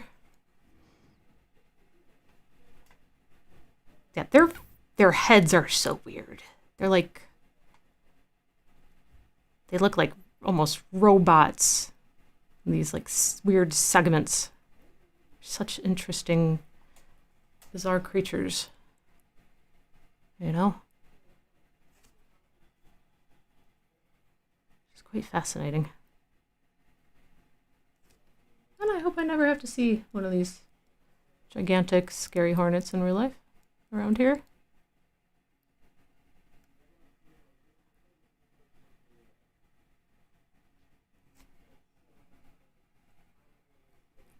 Maybe ironically, the mascot of my high school was hornets.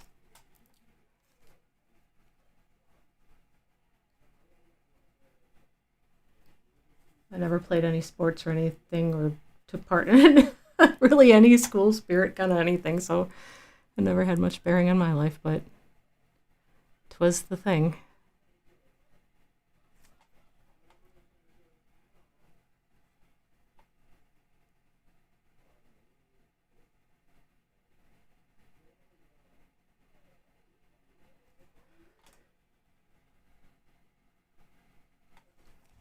I'm sure that shocks nobody. An artist that didn't play sports or didn't cheerlead or anything? No.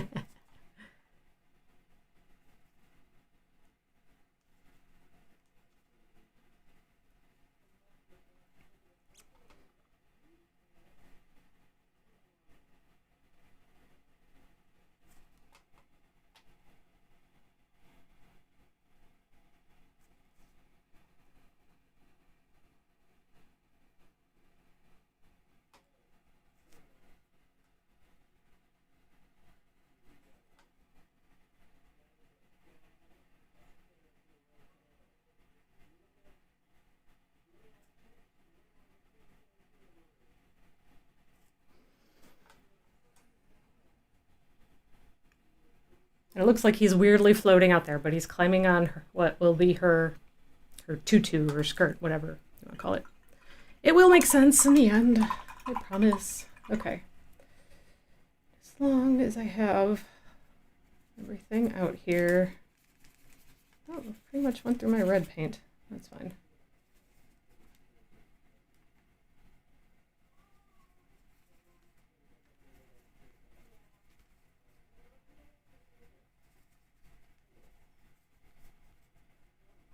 All right, how dark to go? I really don't need it to actually be that reddish. It's really going to be more yellowy. I don't think that's anywhere near dark enough.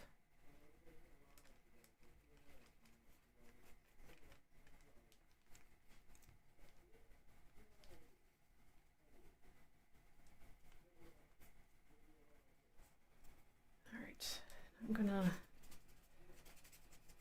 dilute it a little bit with some water.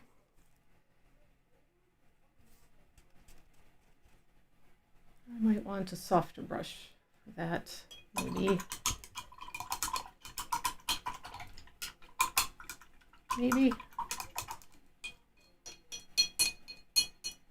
Most of my softer brushes are much larger, but that's all right. I think this will work. That's definitely better. A little better.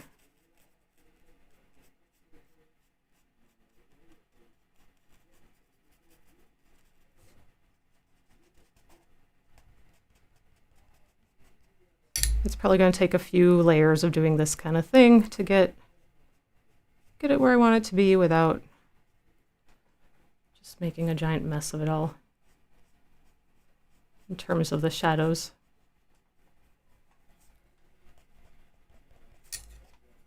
I just sort of build it a little slowly. Not too worried about, like, most of this here is going to get covered with the skirt, so it just has to be like roughly the right tones for anything that peeks through.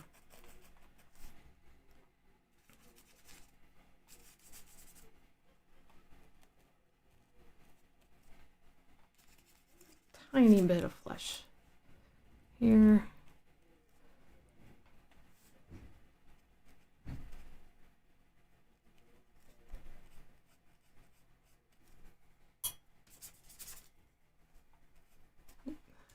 Of course, I got my brush into the blue paint. That's what you get for being a little sloppy. Pay attention.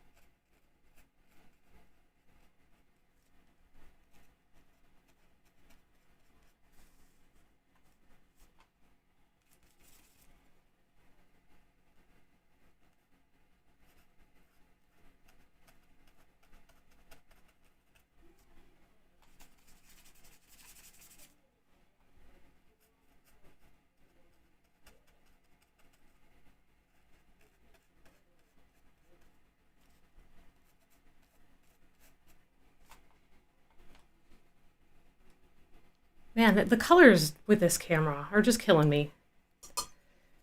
It looks quite bad when it's picking up for colors. Everything looks just washed out and awful.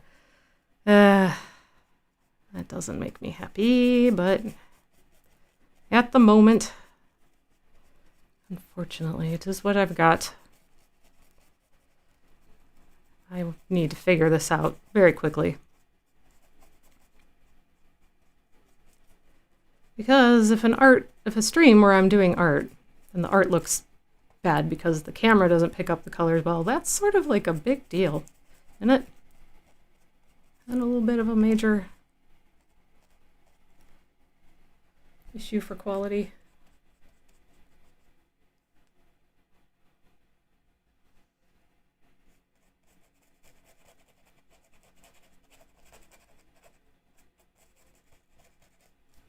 All right, now we're getting crazy.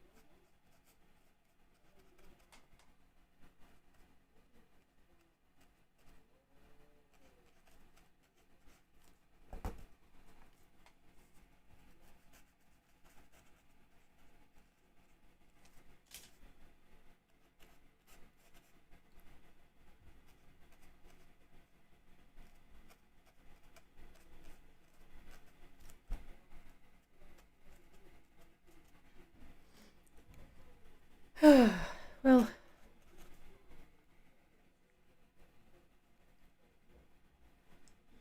it seems very messy, but I think that is much better. And it kind of makes me even want to go in and add more highlight even. Stronger.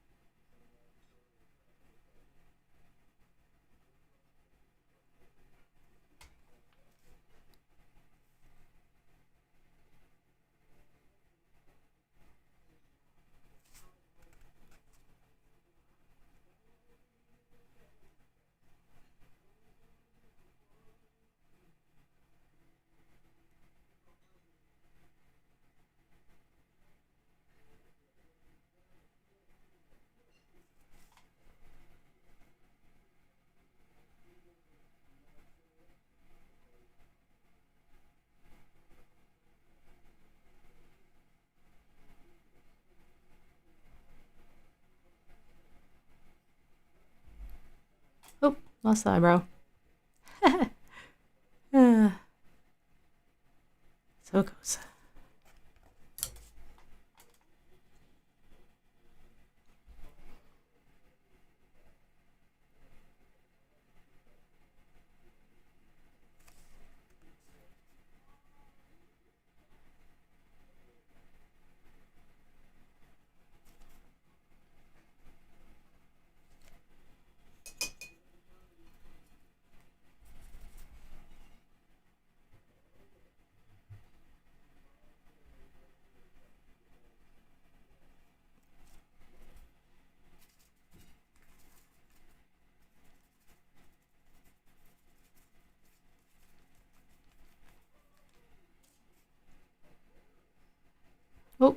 Darn it.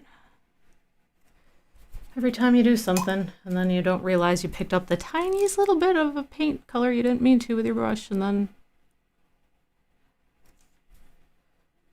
it didn't quite work that way.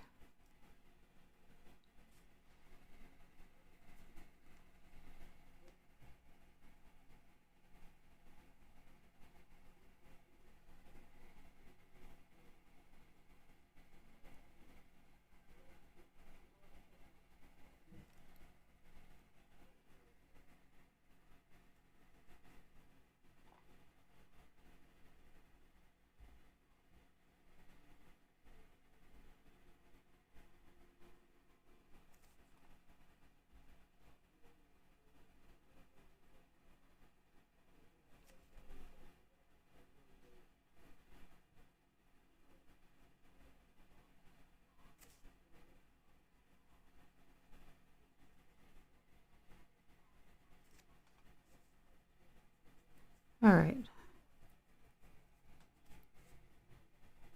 I think we're starting to look a little more plasticky there.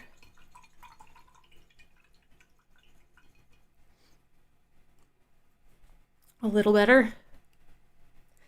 Yeah, Watson's lunchtime, I think my partner got him. Although I'm sure he'll eat a little bit of food and then come running in here to get me. Anyway, because he's a character.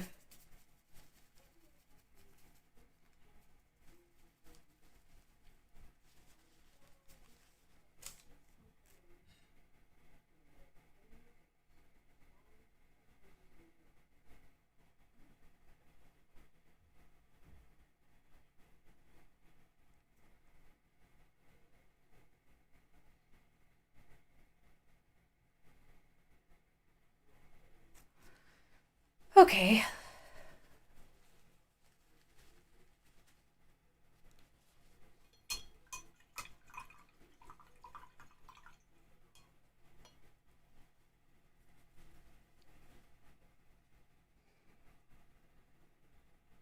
Ugh. Every time I look at the screen, it makes me feel unhappy. For what you guys are seeing with this camera, and I am sorry. Technical problems is the worst.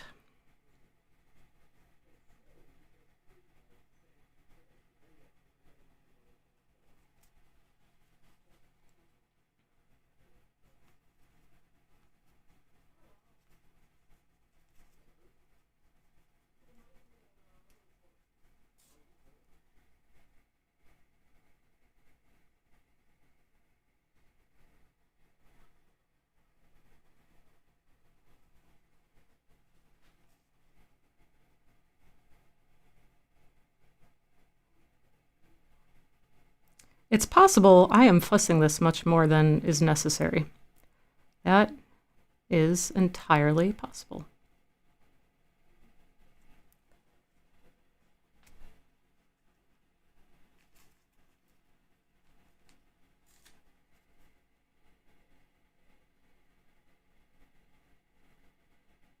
I just kind of want to drive home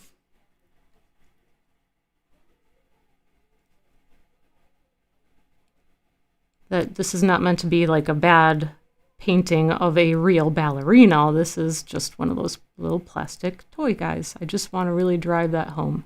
I want to make sure that that's fairly clear. So trying to get the texture and things right.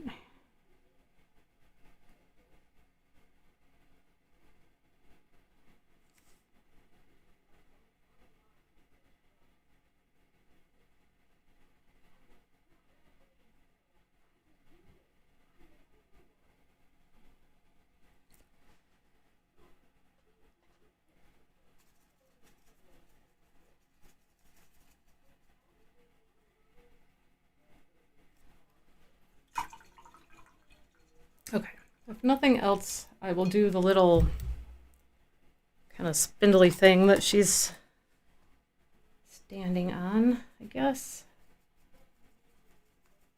can do that.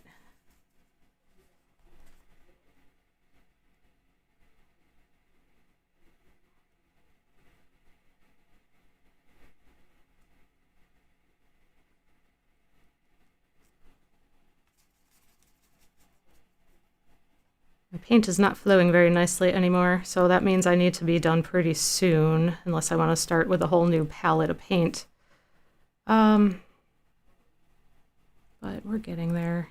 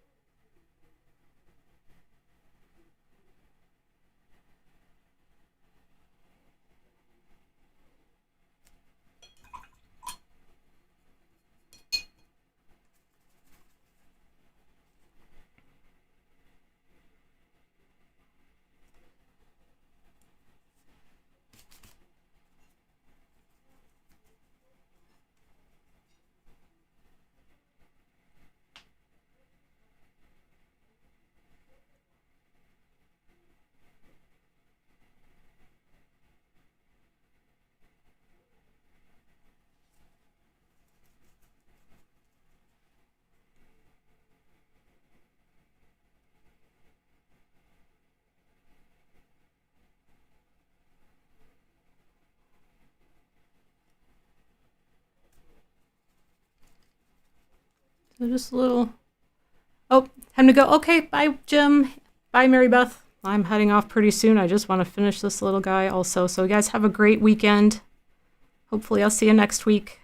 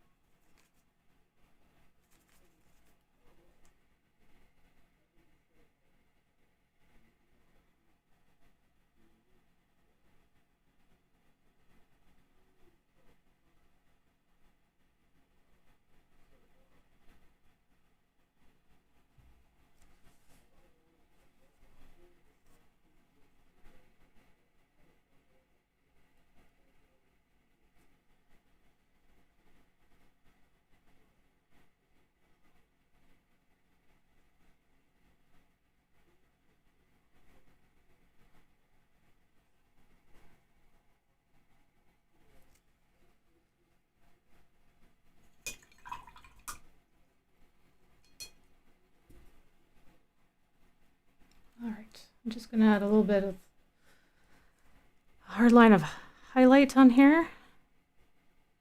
And then that should probably be about it for today.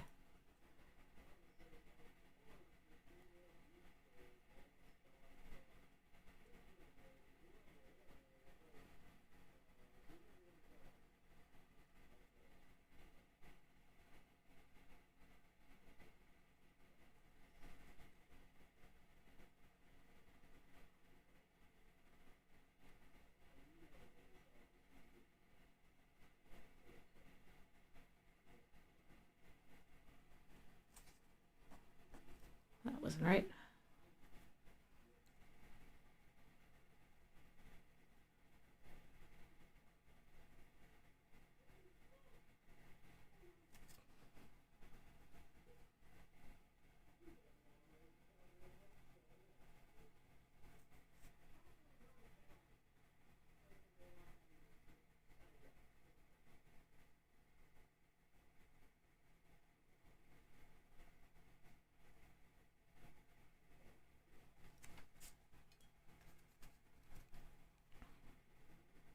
And my paint is not flowing nicely anymore, so it's just... it's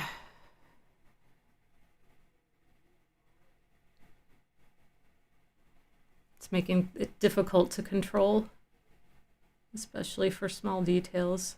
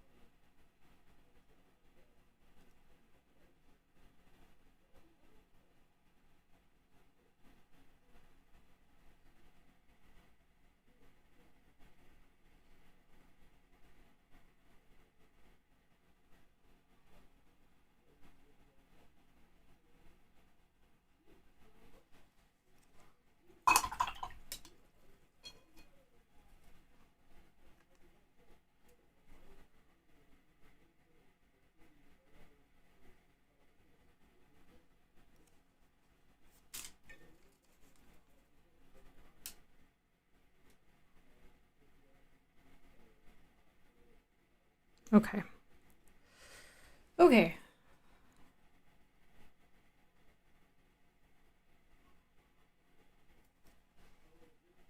I think